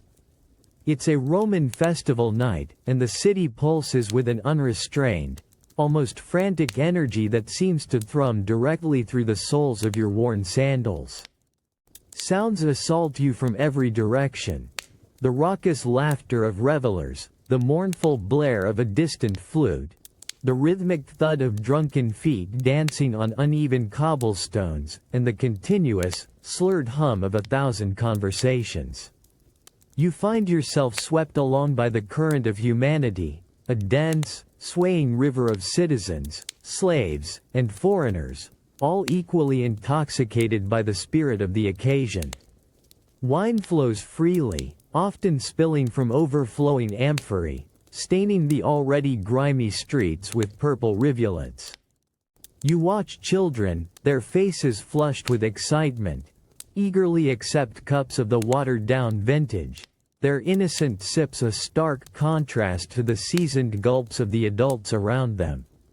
The air itself feels heavy with alcohol, a pervasive cloud that dulls the senses, blurring the edges of decorum and caution. Street stalls, the Thermopolia glow invitingly with the light of oil lamps, their counters laden with questionable delicacies. You catch the greasy scent of fried fish, the smoky aroma of mystery meat sizzling over open flames, and the bland, familiar smell of fresh bread. Hands, unwashed and eager, reach for chunks of food, exchanging coins for morsels, a silent gamble on health with every bite. You feel the heat from the braziers, a fleeting warmth that momentarily pushes back the humid chill of the night, as you jostle for space, acutely aware of how easily a meal could turn into a day of gut-wrenching illness. The revelry builds, a crescendo of shared joy and abandon. Bodies bump, hands gesture wildly, and smiles stretch into wide, wine-stained grins. But beneath this surface of festive chaos, a sharper edge begins to emerge. A sudden, piercing shriek cuts through the laughter, quickly swallowed by the noise, but enough to make you tense. Then, a quick, brutal shove, a flash of anger in someone's eyes, quickly diffused, or perhaps just moved on. The thin veneer of civility, already worn by alcohol and exhaustion, seems to fray around the edges.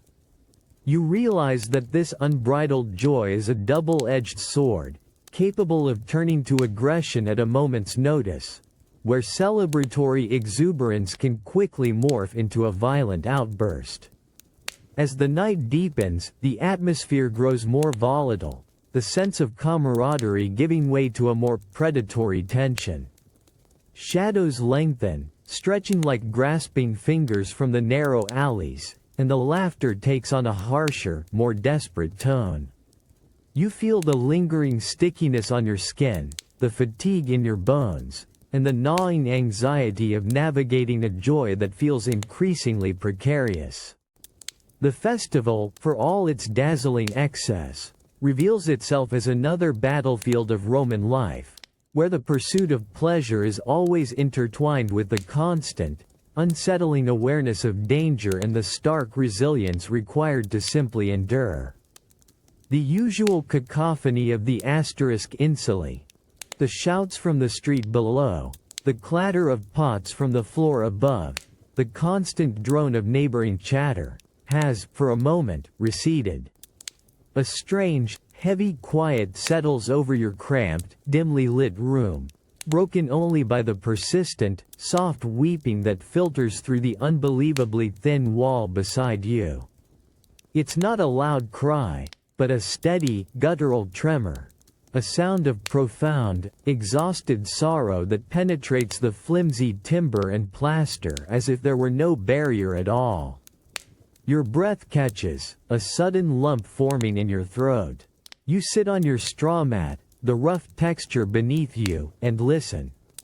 Every rustle of cloth, every drawn, ragged breath, every shuddering gasp from next door is amplified, becoming an unwilling, intimate echo in your own small space. You imagine your neighbor, perhaps a woman you've seen haggling at the market or drawing water at the public fountain, now curled in on herself, consumed by an unbearable private pain that has, by necessity, become painfully public. In these crowded tenements, there are no true secrets, no private griefs. Every human sound, from the joyous shouts of children to the intimate murmurs of lovers, bleeds through the inadequate partitions, binding everyone in a constant, audible web of shared existence. Your mind races, trying to guess the cause.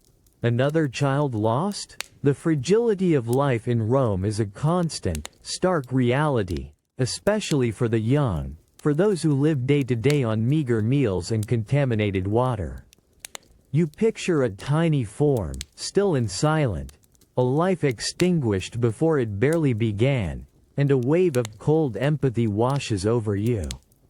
You shift uncomfortably, feeling the awkward weight of being an involuntary witness to such raw despair.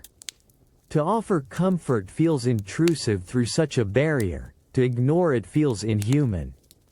You simply sit, trapped by the sounds, sharing the suffocating intimacy of another's anguish. The rhythmic, mournful sounds continue, a steady pulse of human suffering in the heart of this bustling, brutal city. You can almost feel the sorrow pressing in on you, a physical weight in the shared air. It's a chilling reminder that even amidst the public spectacles and the bustling markets, Life here is often a quiet, desperate struggle, punctuated by moments of profound loss that cannot be hidden, even behind the thinnest of walls. Privacy is a luxury unknown to most. As the weeping slowly subsides into a quiet, resigned stillness, you take a slow, deep breath, feeling the tension in your shoulders ease, yet a lingering sense of melancholy remains. You realize that to survive in this Rome means not only enduring its physical dangers but also bearing witness to its constant, inescapable emotional landscape. It demands a resilience not just of the body, but of the spirit, to absorb the relentless joys and sorrows of 1,000 neighbors, all woven together by the intimacy of noise, bound by the fragile threads of shared humanity in a world that offers little solace. The scuff of heavy legionary boots on the cobbled street below pulls your attention from the dusty window of your tenement. A distant, rhythmic chanting grows louder, a powerful, measured sound that vibrates up through the very stones of the city, through the fragile floorboards of your insula, and into your bones. It's the sound of power, of empire, a stark contrast to the everyday squalor of your surroundings. You press closer to the grimy pane, peering out into the narrow alley, catching a glimpse of the legionaries as they march past, their polished helmets glinting in the morning sun, their formation an imposing, disciplined block of muscle and metal. For a moment, you feel a flicker of pride, a connection to the vastness of Roman influence, but then the heavy weight of its cost settles upon you. You remember the last letter, delivered weeks ago by a wearied traveler, its parchment brittle in your trembling hands. It wasn't from Rome, this letter, but from a dusty outpost miles and weeks away, across mountains and treacherous seas, where your cousin, a citizen from a Romanized city, had been sent to serve. His words, though carefully chosen, hinted at the brutal sun, the long, arduous marches, and the ever-present threat of conflict in a land he barely knew.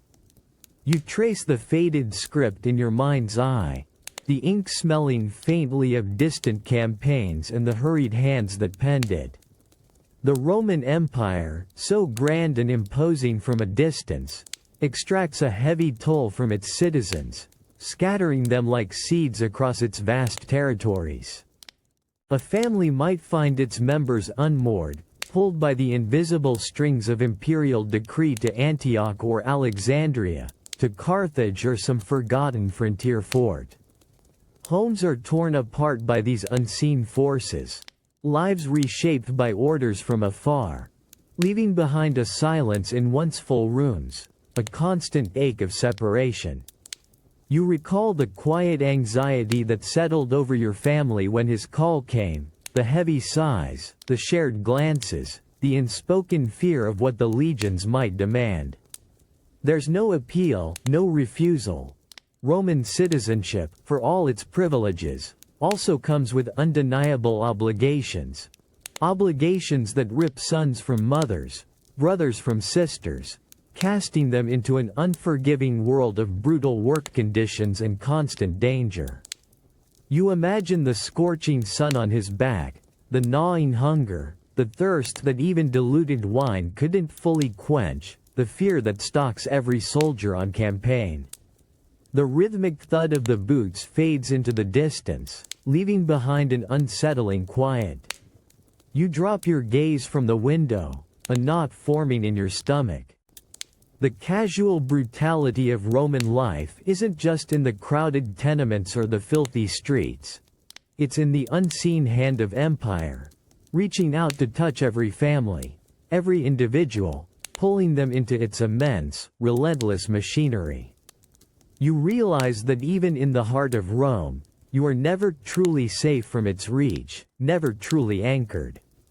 Your life, like the lives of countless others, is subject to the distant whispers of command, the relentless demands of a sprawling power that makes citizens feel unmoored, constantly aware of the vast, indifferent forces that shape their destinies.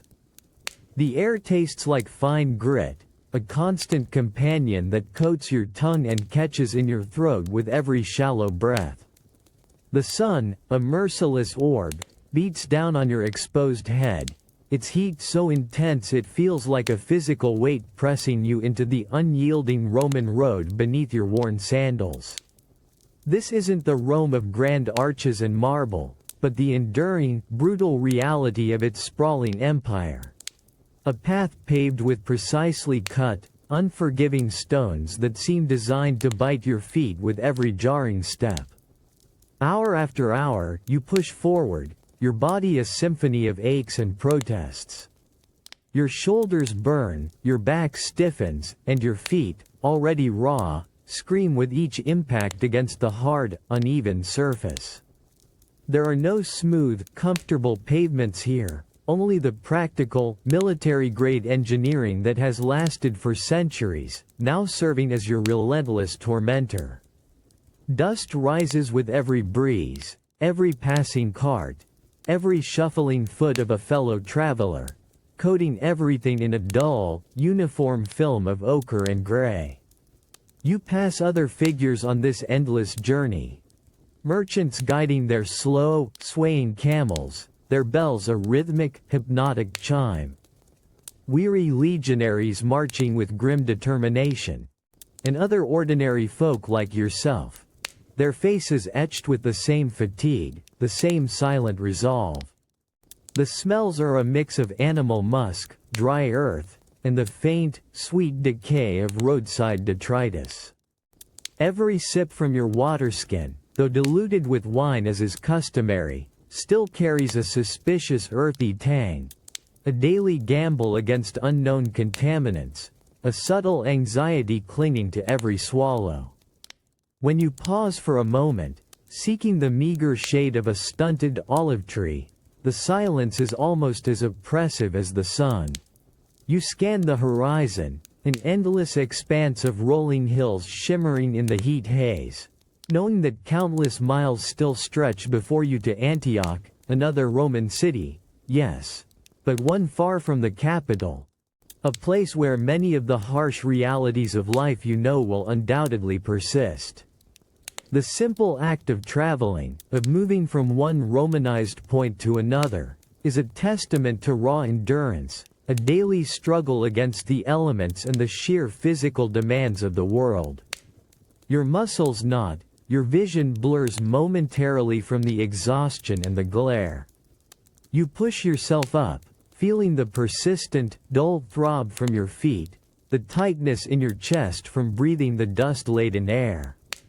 This road, so symbolic of Roman power and connection, is for you a gauntlet, a constant reminder of the physical toll of merely existing within its vast embrace.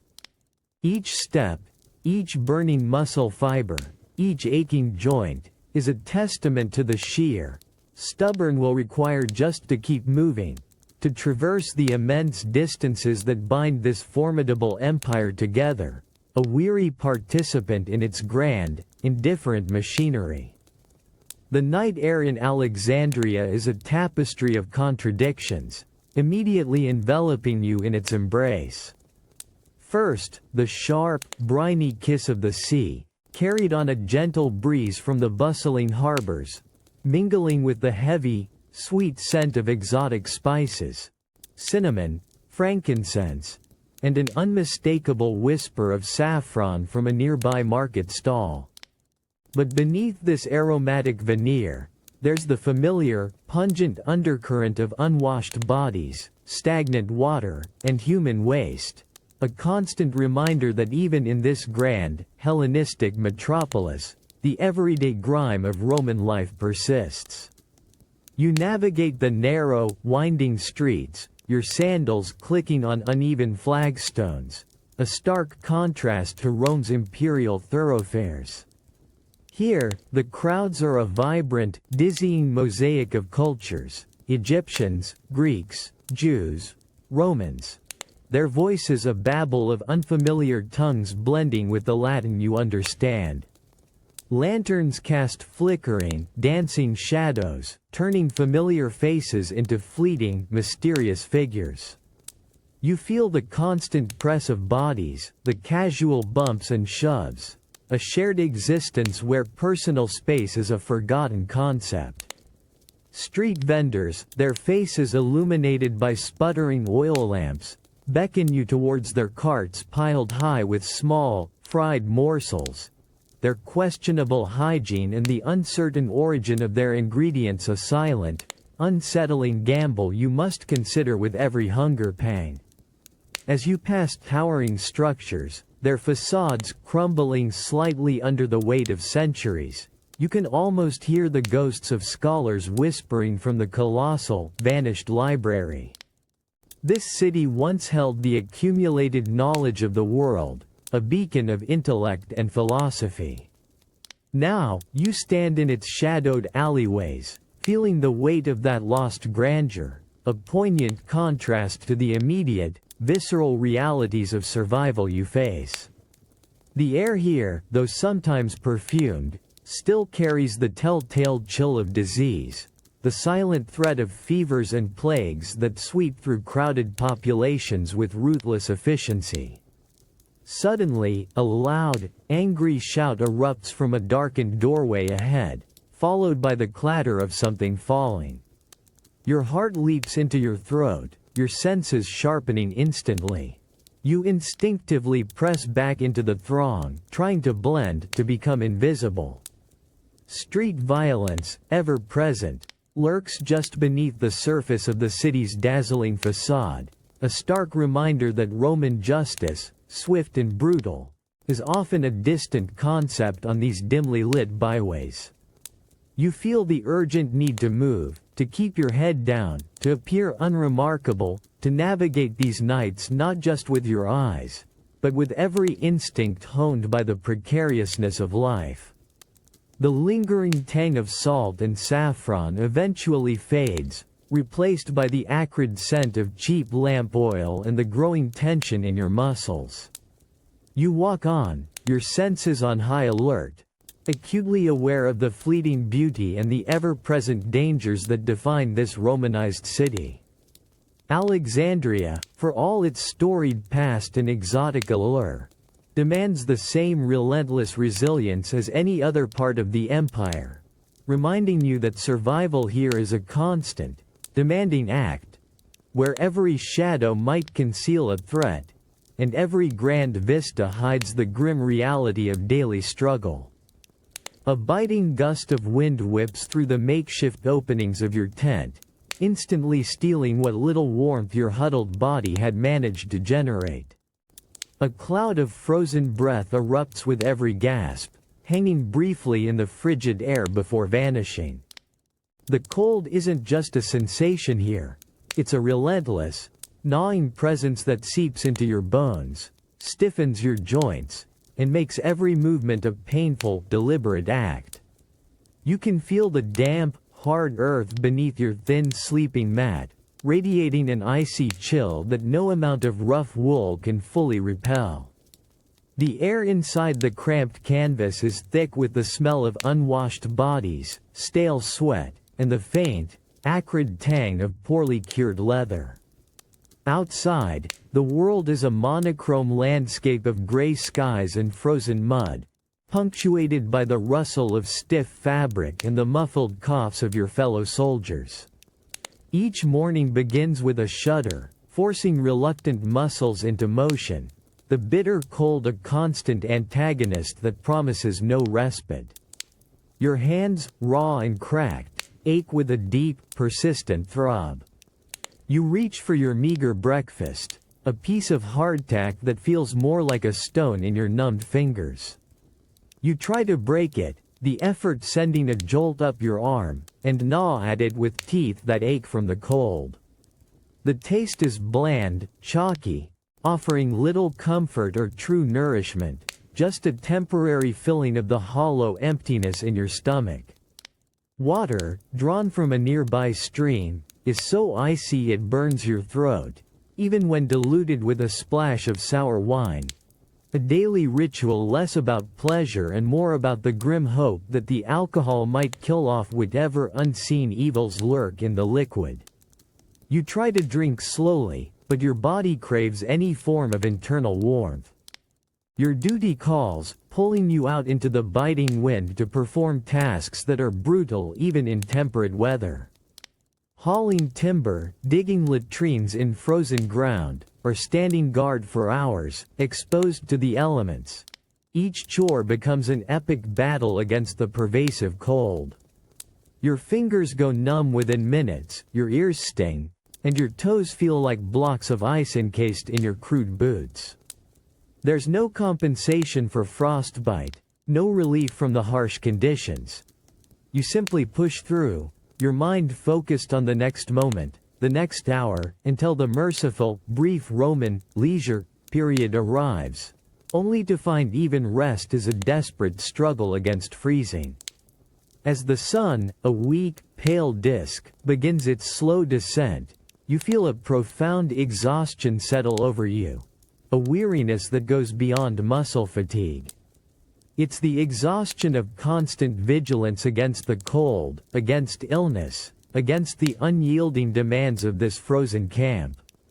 You pull your cloak tighter, feeling the rough wool scratch against your chapped skin, and try to conserve every scrap of body heat.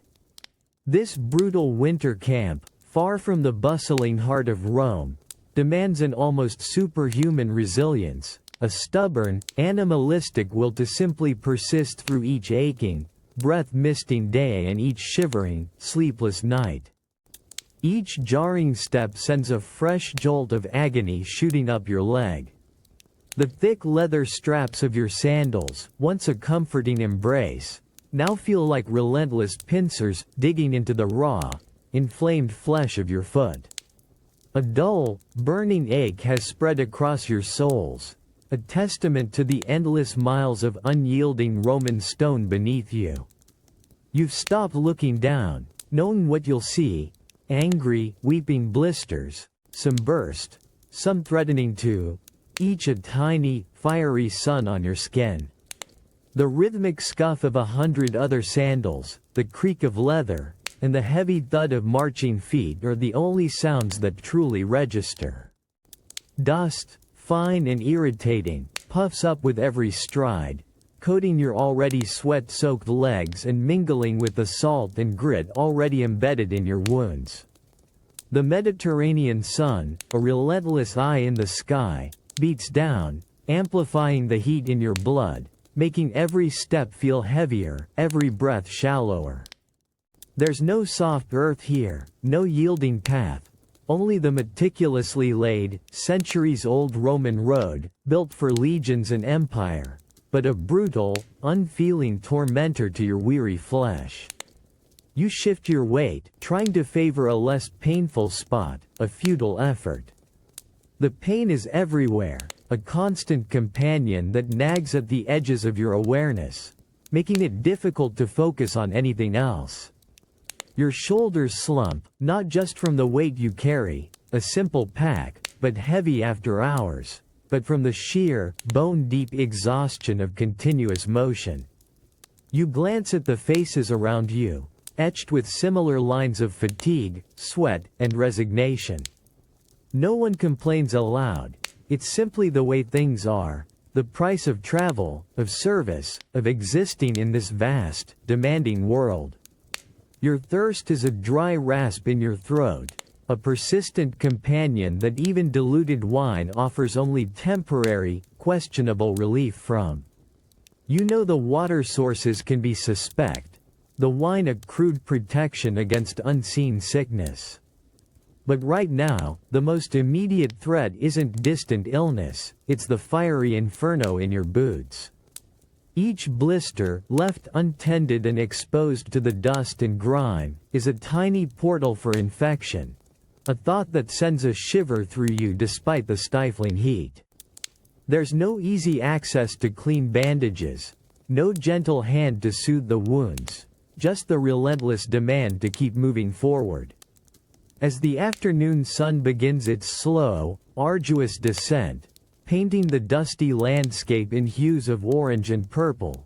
Your legs feel like lead, your feet protesting with every lift and fall. The sheer, physical demand of simply traversing these roads, day after day, week after week, is a testament to an almost inhuman capacity for endurance. You keep pushing, one foot in front of the other, knowing that the grandeur of empire, with its sprawling roads and distant cities, is built on the silent, agonizing resilience of countless individual bodies, enduring the constant, biting pain that marks every mile. The sudden, heavy thump against your fragile door shatters the midday quiet of your cramped insula apartment. Your heart leaps, a frantic bird trapped in your ribs, as the rough wood shudders under the assault. You freeze, a cold dread washing over you, knowing exactly who stands on the other side. There's no privacy here, not really, not in these overcrowded tenements where every creak and whisper travels through thin walls. But this knock feels like an invasion, a violation. You move cautiously, peering through a narrow crack in the splintered wood. The stern, impassive face of the tax collector fills your sight, his heavy cloak and air of authority stark against the grimy, garbage-strewn hallway. Two burly guards, their hands resting on sword hilts, stand behind him, their gazes sweeping over the chaotic, noisy landing. You pull back, but it's too late. The door is pushed open without ceremony, the heavy boot of a guard preventing you from closing it again. The stench of unwashed bodies and the damp, stale air from the crowded corridor floods your small space, already thick with the scent of cheap oil and cooking fires. The collector steps inside, his eyes sharp, scanning your meager belongings, dismissing the worn sleeping mats, the chipped clay pots, the small, almost empty food chest in a single, contemptuous glance. His presence fills the room, making it feel even smaller, more suffocating. He extends an open palm, his fingers thick and unyielding. The unspoken demand hangs heavy in the air, a silent but powerful force. You fumble, your hands trembling slightly, reaching for the small, knotted cloth purse you've hidden beneath a loose floorboard. The few coins inside feel shockingly light, a pitiful sum accumulated through endless, back-breaking labor under a punishing sun. As you attempt to count them onto the rough wooden table, a few slip, clattering loudly against the surface, their metallic ring echoing with a hollow sound of despair in the tense silence. It's not enough. You know it, and his hardened gaze confirms it. A low growl rumbles in his throat. His heavy hand sweeps across the table, not gently, but with a sudden, violent force that sends your precious few coins scattering across the dirty floor. The small, rickety table upturns with a deafening crash, its spindly legs kicking into the air before it collapses in a heap. A gasp catches in your throat, your body flinching back, instinctively shrinking from the implied threat of further violence. He stares at you, his face a mask of cold displeasure, before turning on his heel and sweeping out, his guards following, leaving behind a profound silence punctuated only by the distant sounds of the street. You stand amidst the wreckage, a bitter taste filling your mouth, the raw sting of injustice burning behind your eyes. Your hands clench, your knuckles white, fighting back the hot, insistent pressure of tears that threaten to spill. You dare not let them fall. Tears show weakness, and weakness has no place in this brutal empire. The scattered coins, the broken table, the gnawing emptiness in your stomach, all scream of a life where even the barest necessities are a constant struggle. A relentless tax exacted not just in coin, but in dignity and peace, leaving you hollowed out, unmoored and acutely aware of the harsh, unyielding power that dictates every breath. The damp, oily air of the Thermopolium back alley hits you first. A cloying mix of rancid cooking grease, stale wine, and something vaguely putrid. The tempting sizzle and savory aroma from the front of the stall, promising a hot meal, are muted here, replaced by the frantic skittering sounds from shadowy corners and the buzzing of unseen flies. Your stomach growls, a hollow, insistent protest after a grueling day of brutal labor, pulling you deeper into this grimy labyrinth behind the bustling food counter.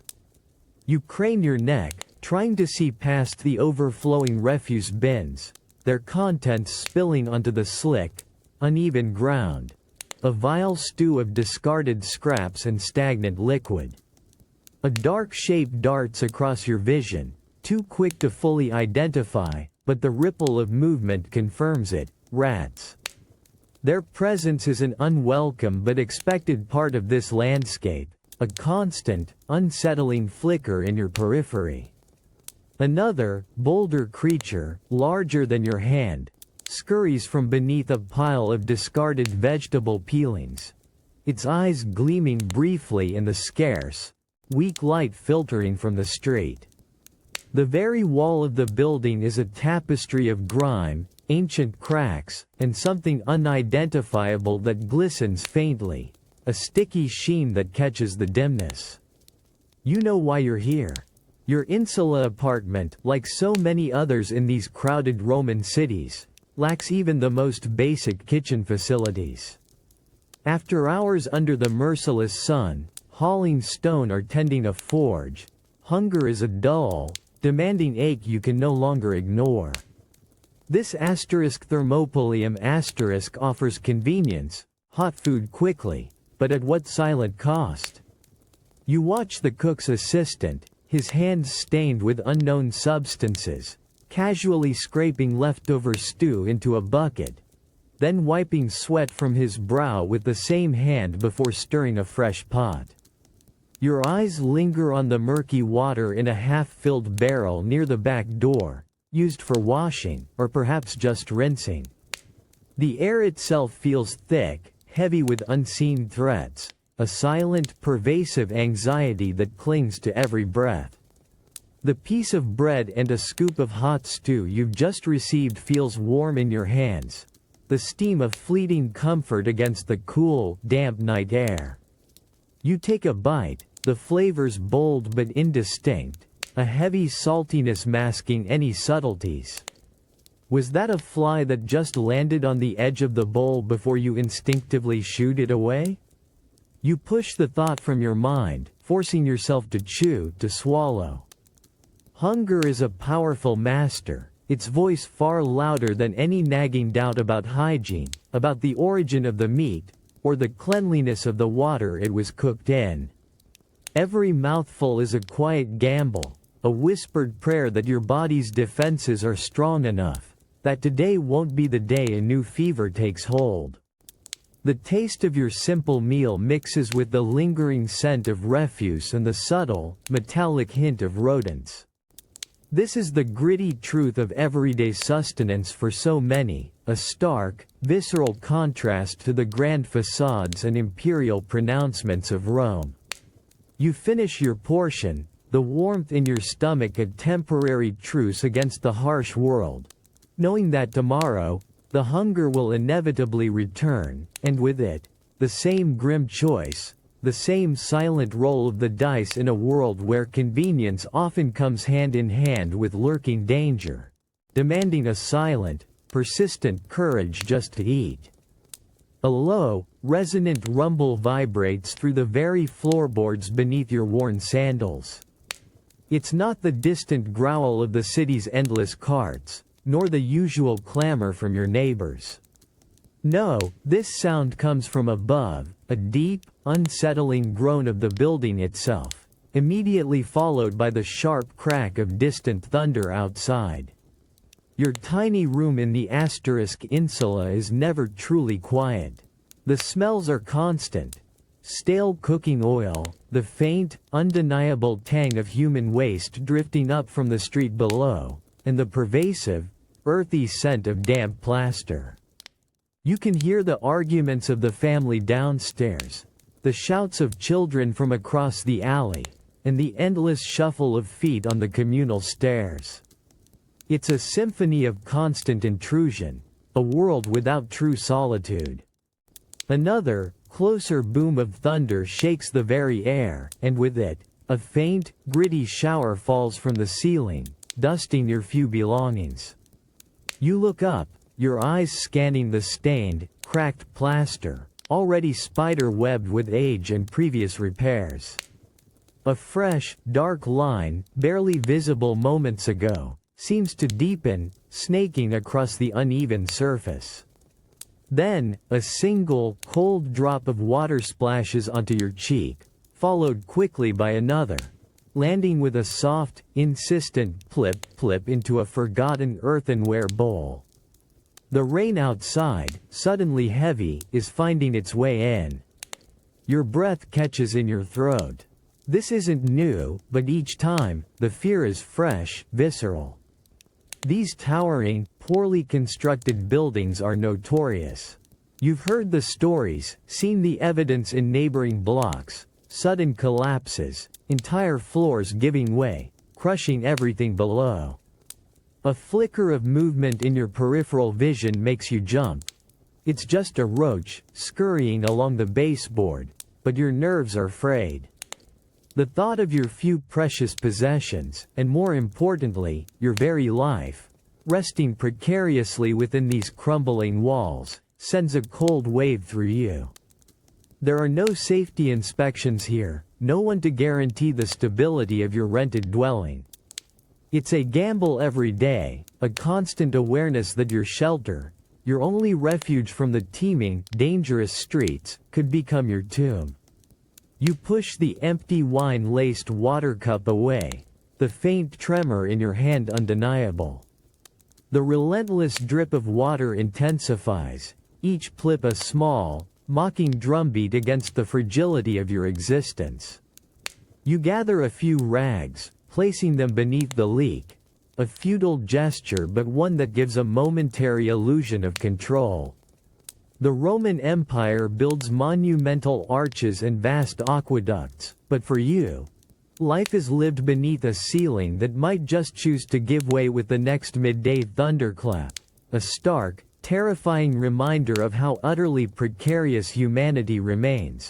Always, against the indifferent power of time and crumbling stone. The warm, dancing flicker of a single flame is your only companion tonight, casting long, wavering shadows that make the small, cramped room feel both intimate and vast. The air, already heavy with the lingering scent of stale cooking and the faint, ever-present musk of damp plaster and crowded humanity, takes on a new layer. The acrid tang of burning oil from the lamp itself. You shift, trying to find a comfortable position on your worn straw mat, but every muscle protests, still aching from the day's brutal labor under the relentless sun. Outside, the clamor of the Roman night is never truly silenced. You can hear the distant shouts from the street below, the creaking of wagon wheels on ancient cobblestones, and the muffled arguments of neighbors through the thin, poorly mortared walls of this insula. The constant thrum of a city that never quite sleeps presses in, making any attempt at quiet contemplation a defiant act. Your eyes, already tired and strained, peer at the rough, smoke-stained wall beside you. It's a canvas of grime, marked by years of open flames and countless lives lived within these fragile structures. The thought of grand marble busts, of pristine villas with crisp mosaics, feels incredibly distant, a world apart from this grimy reality. You hold a small, worn wax tablet in your hands, a stylus poised above it. The words you wish to form feel heavy, elusive, fighting against the fatigue that pulls at your eyelids. Each stroke requires an immense effort of will, a determination to grasp at something more, something beyond the cycle of dawn to noon toil, the midday heat, and the evening scramble for questionable sustenance. The very act of concentrating, of pursuing any form of learning, feels like a delicate rebellion against the harsh, immediate demands of survival. A sudden scuttling sound from the corner makes you flinch, your hand tightening on the stylus. Just a mouse, or perhaps a beetle. Yet it pulls your focus, a stark reminder of the vermin that share these crowded buildings, another unseen threat to your peace and health. You return your gaze to the tablet, trying to remember the lines of poetry, the philosophical thoughts you once heard in passing. The words appear in your mind's eye, but they feel fleeting, ephemeral, like wisps of smoke in the dim light. The candle itself is a fragile thing, its flame dancing precariously with every slight draft that slips through the gaps in the window shutters. It's a metaphor, you realize, for the very act of trying to hold onto anything refined or intellectual in this life. This brief, quiet moment, snatched from the jaws of exhaustion and squalor, is a testament to an enduring spark within you. Yet, it's also a stark reminder of the precariousness of such endeavors, the constant battle against the encroaching darkness, the dirt, the constant struggle that seeks to extinguish not just the light, but the very essence of human spirit that yearns for something beyond mere endurance. The metallic, earthy tang of diluted wine hits your tongue first, quickly followed by the surprising warmth of the alcohol, even in this thin mix. It's meant to quench your thirst, to be safer than the suspect water drawn from a public well, and for a fleeting moment, it does.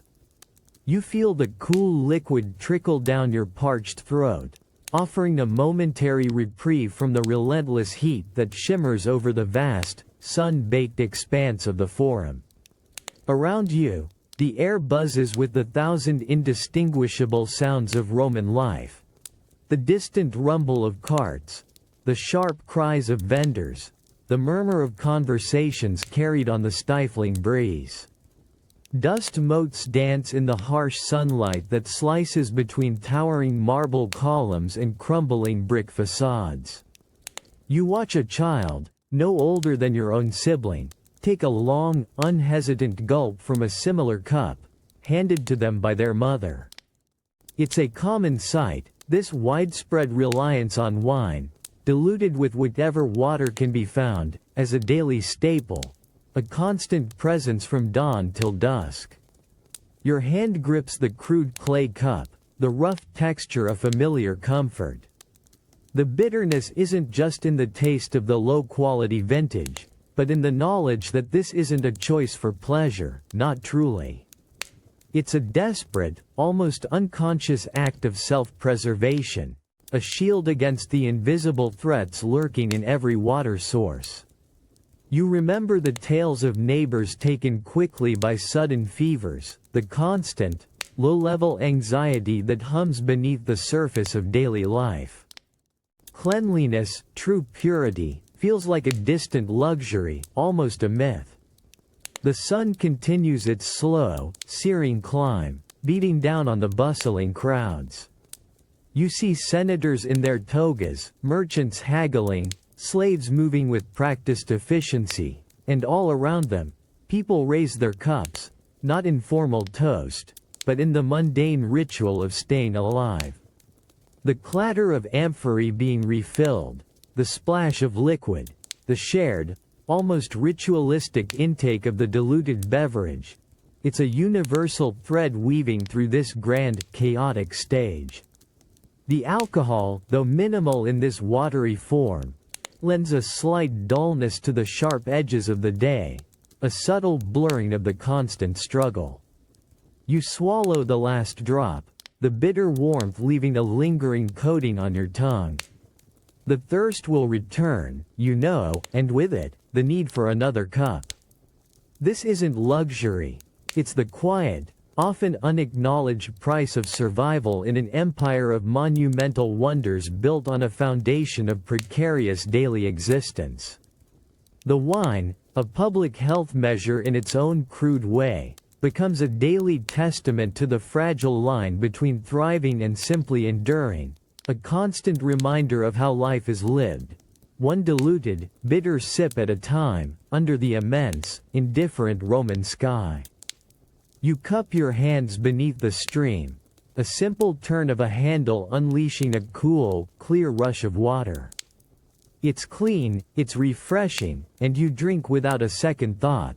The pure taste, a simple, unadulterated pleasure that hydrates and revives. The very act is effortless, a given, a trusted part of your daily life. Now, let that feeling fade. Imagine standing instead before a heavy amphora, its clay surface rough beneath your fingers, filled with water drawn from a communal well or, if you are lucky, from a public cistern. The water inside isn't clear, it's often murky, carrying a faint, earthy smell. Sometimes even a metallic tang, hinting at the long journey through lead pipes or the unseen contaminants washed in from the notoriously dirty streets. Your eyes scan its surface, a subtle unease twisting in your gut. You wouldn't simply scoop and drink, not here, not in Rome. No, you reach for the cheaper wine, a sharp, bitter vintage, and pour a generous measure into your cup. Then, you carefully add the suspect water, diluting the wine until it's barely more than a reddish blush, thin and unappealing. This isn't for taste, not for pleasure, not even truly for the faint buzz it might offer. This is a desperate, daily ritual of public health, a silent acknowledgement that the water itself is a gamble, a potential carrier of unseen scourges. The alcohol, however minimal in this weak mixture, is your only perceived shield against the pervasive diseases that stalk the city's crowded tenements and bustling markets. You raise the cup, the rough clay feeling surprisingly heavy in your hand. The first sip is tart, astringent, coating your tongue with a taste that is less about refreshment and more about grim necessity. You feel the faint, dull warmth of the alcohol, a subtle burn that chases away the thought of what might be lurking in the water beneath it. You watch a small child nearby, no older than 4 or 5, confidently taking a long drink from a similar cup offered by their mother, their small hand clutching it with an instinct born of constant practice. This isn't an adult indulgence. It's the universal way everyone drinks, from dawn till dusk. A constant, low-level intoxication woven into the fabric of everyday existence. Every swallow is a quiet act of faith, a silent prayer that today, the unseen dangers will pass you by. The crisp, invigorating purity of modern tap water is an unimaginable luxury, a miracle you can barely conjure in your mind.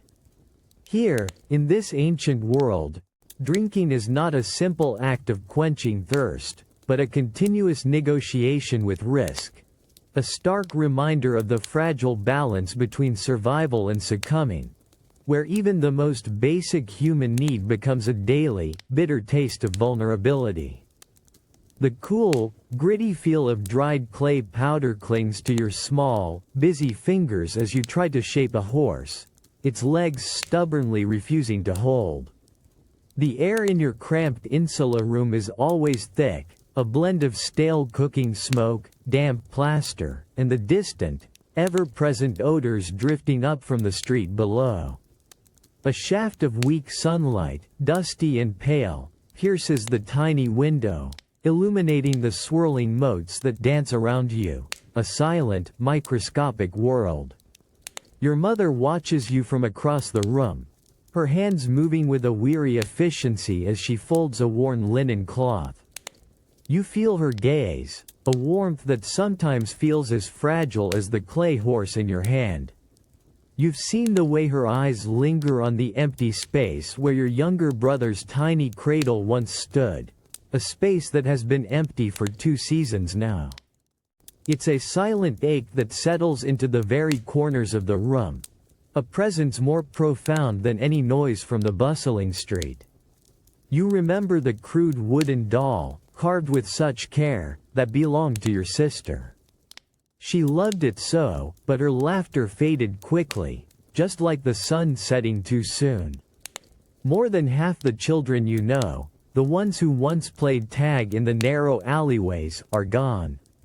Some taken by the cough that rattles through the crowded tenements, others by the sudden fever that leaves parents with nothing but memories and empty hands.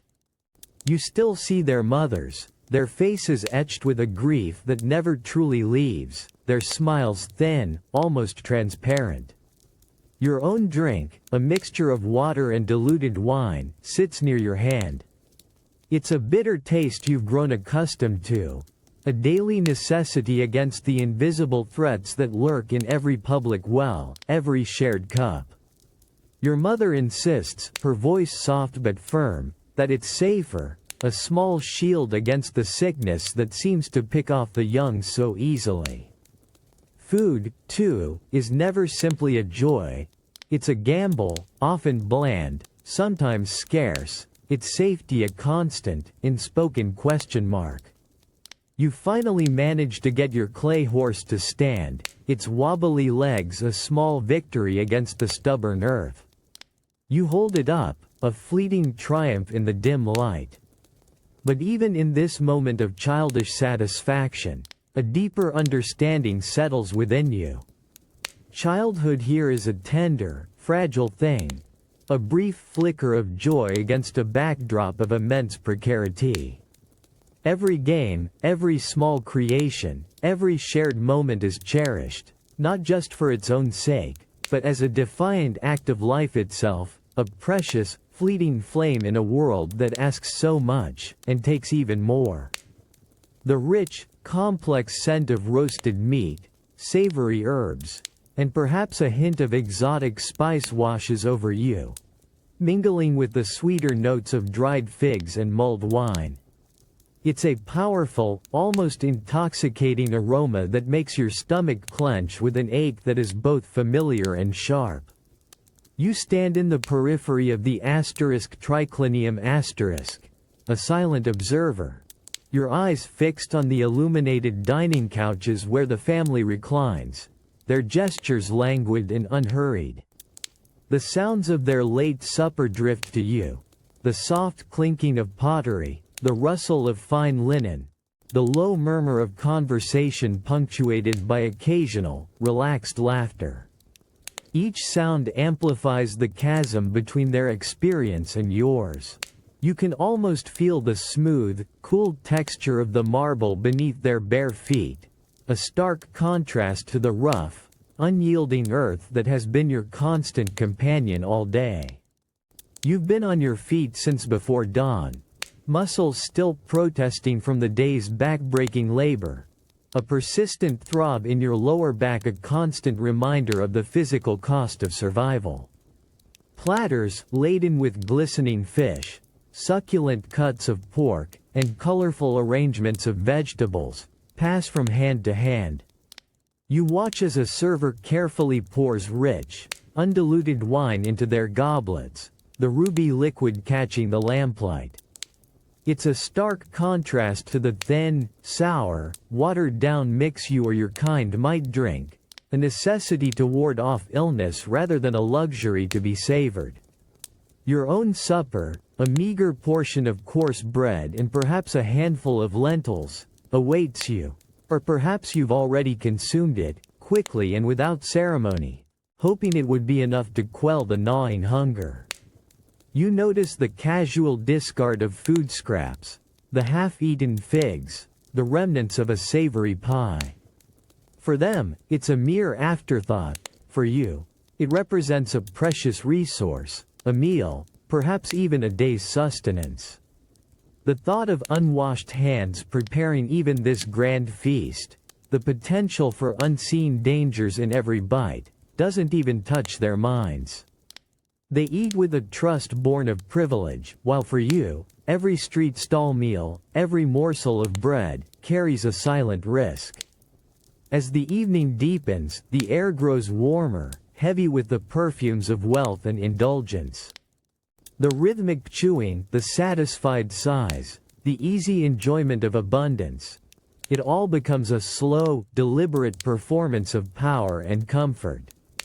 You watch, your own body tired, your hunger a dull throb, recognizing the vast, unbridgeable gulf. This late supper isn't just a meal. It's a living tableau of Roman life's brutal inequalities, a reminder that while some feast, others stand in the shadows, their plates perpetually unequal, their humanity measured not by what they are, but by what they are allowed to consume. The sharp, salty tang of the Mediterranean air hits you first, a bracing counterpoint to the baking heat that radiates up from the sun-drenched stones of Carthage. This isn't Rome, not the bustling heart, but the Roman influence is undeniable, etched into the very architecture around you. Great arches rise, mirroring those you might see on the Tiber, but here, they're framed by the endless blue of the African sky and the whispers of a history far older, far more tumultuous. Yet, beneath the familiar Roman facade, the daily struggle feels remarkably, painfully similar. You navigate a narrow street, your sandals crunching on grit and the occasional, unsettling squelch of something less appealing. The air is thick with the pervasive smell of humanity and its waste, a stench that clings stubbornly despite the sea breeze. Even with the grand Roman sewage systems, the streets here, like those in the capital, are a repository for refuse, a constant reminder of inadequate sanitation. You instinctively pull your tunic tighter, trying to avoid contact with the grimy walls of the towering insulae that lean precariously above you. Their wooden balconies creak under the weight of laundry and potted plants, threatening to shed debris with every gust of wind. A child, small and wiry, darts past your legs, clutching a simple, clay toy. Their face is smudged with dirt, and their eyes, though bright, hold a weary depth that belies their age. You see their mother nearby, her gaze following the child with an anxious intensity, a familiar expression in this world where life itself is a precarious gamble. So many children here, just like in Rome, never see their second year. The thought is a dull ache, a constant undertone to the vibrant chaos of the city. The harsh sun, even here, beats down relentlessly. You feel the sweat trickling down your back, clinging to your clothes. The memory of endless hours spent hauling stone, of muscles screaming under a sky hotter than any forge, resurfaces. There are no protections here, no respite for the common worker or slave from the brutal demands of labor. Life is cheap, and bodies are tools, worn down by sun and strain. You pause by a thermopolium asterisk, the sense of cooking lentils and stale bread wafting out. It's the same quick, questionable food available in Rome, prepared in conditions you instinctively distrust, but often your only option for a hot meal. You watch as someone buys a cup of water, quickly diluting it with the ubiquitous, thin wine, a universal gesture of survival, a desperate attempt to ward off the unseen sickness. It's a bitter taste you know well, a constant companion whether you are on the shores of Africa or the banks of the Tiber. This empire, vast and powerful, extends its monumental structures and its laws across continents, but it also spreads a shared truth that for most, daily existence is a relentless, exhausting test of endurance, a universal bond of hardship echoing through every Romanized city. The dull ache in your muscles settles in, a familiar companion after hours under the Roman sun, hauling, lifting, enduring. The day's light bleeds into a hazy twilight, painting the sky in fading oranges and purples, but offering little true relief from the lingering heat that radiates from the cobblestones and the sun-baked walls of the insulae. You feel the grit of the city clinging to your skin, a fine layer of dust, sweat, and something indefinable, an inescapable patina of daily Roman life. The cacophony of the afternoon begins to soften, but never truly dies. Distant shouts still echo from the narrow alleyways, blending with the rhythmic clang of a blacksmith's hammer and the insistent calls of evening vendors. A less pleasant scent, the acrid tang of human waste and decomposing refuse, hangs heavy in the air, a constant reminder of the city's overflowing gutters and primitive sewage. You instinctively pull your tunic closer, a small, futile gesture against the pervasive uncleanliness that seems to seep into every pore. Your feet drag as you climb the creaking wooden stairs to your cramped room high in the tenement. Each step is a protest from your weary body, a testament to the endless, back-breaking toil demanded from dawn till noon, often stretching far beyond. There is no such thing as compensation for injury, no pause for exhaustion.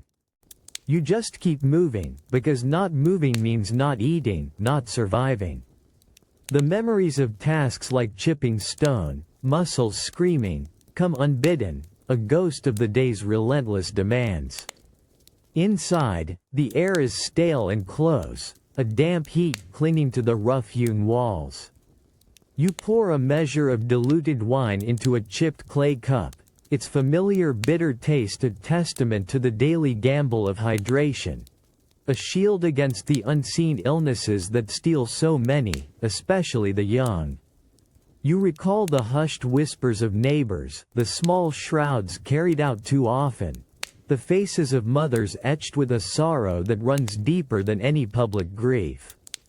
Life, you know, is brutally short, a fragile flame easily extinguished. You lie down on your coarse pallet, the sounds of your neighbors, their arguments, their small celebrations, their coughs, all bleeding through the thin walls. There's no true quiet, no real privacy in this communal existence. As sleep slowly pulls at the edges of your awareness, you feel the persistent throbbing in your limbs, the lingering hunger in your belly, and the quiet weight of survival in a world that asks for everything and offers so little in return. Yet, in the darkness, there's also the stubborn pulse of your own heart, a testament to the raw, unyielding humanity that pushes on, day after brutal day, into another uncertain Roman dawn.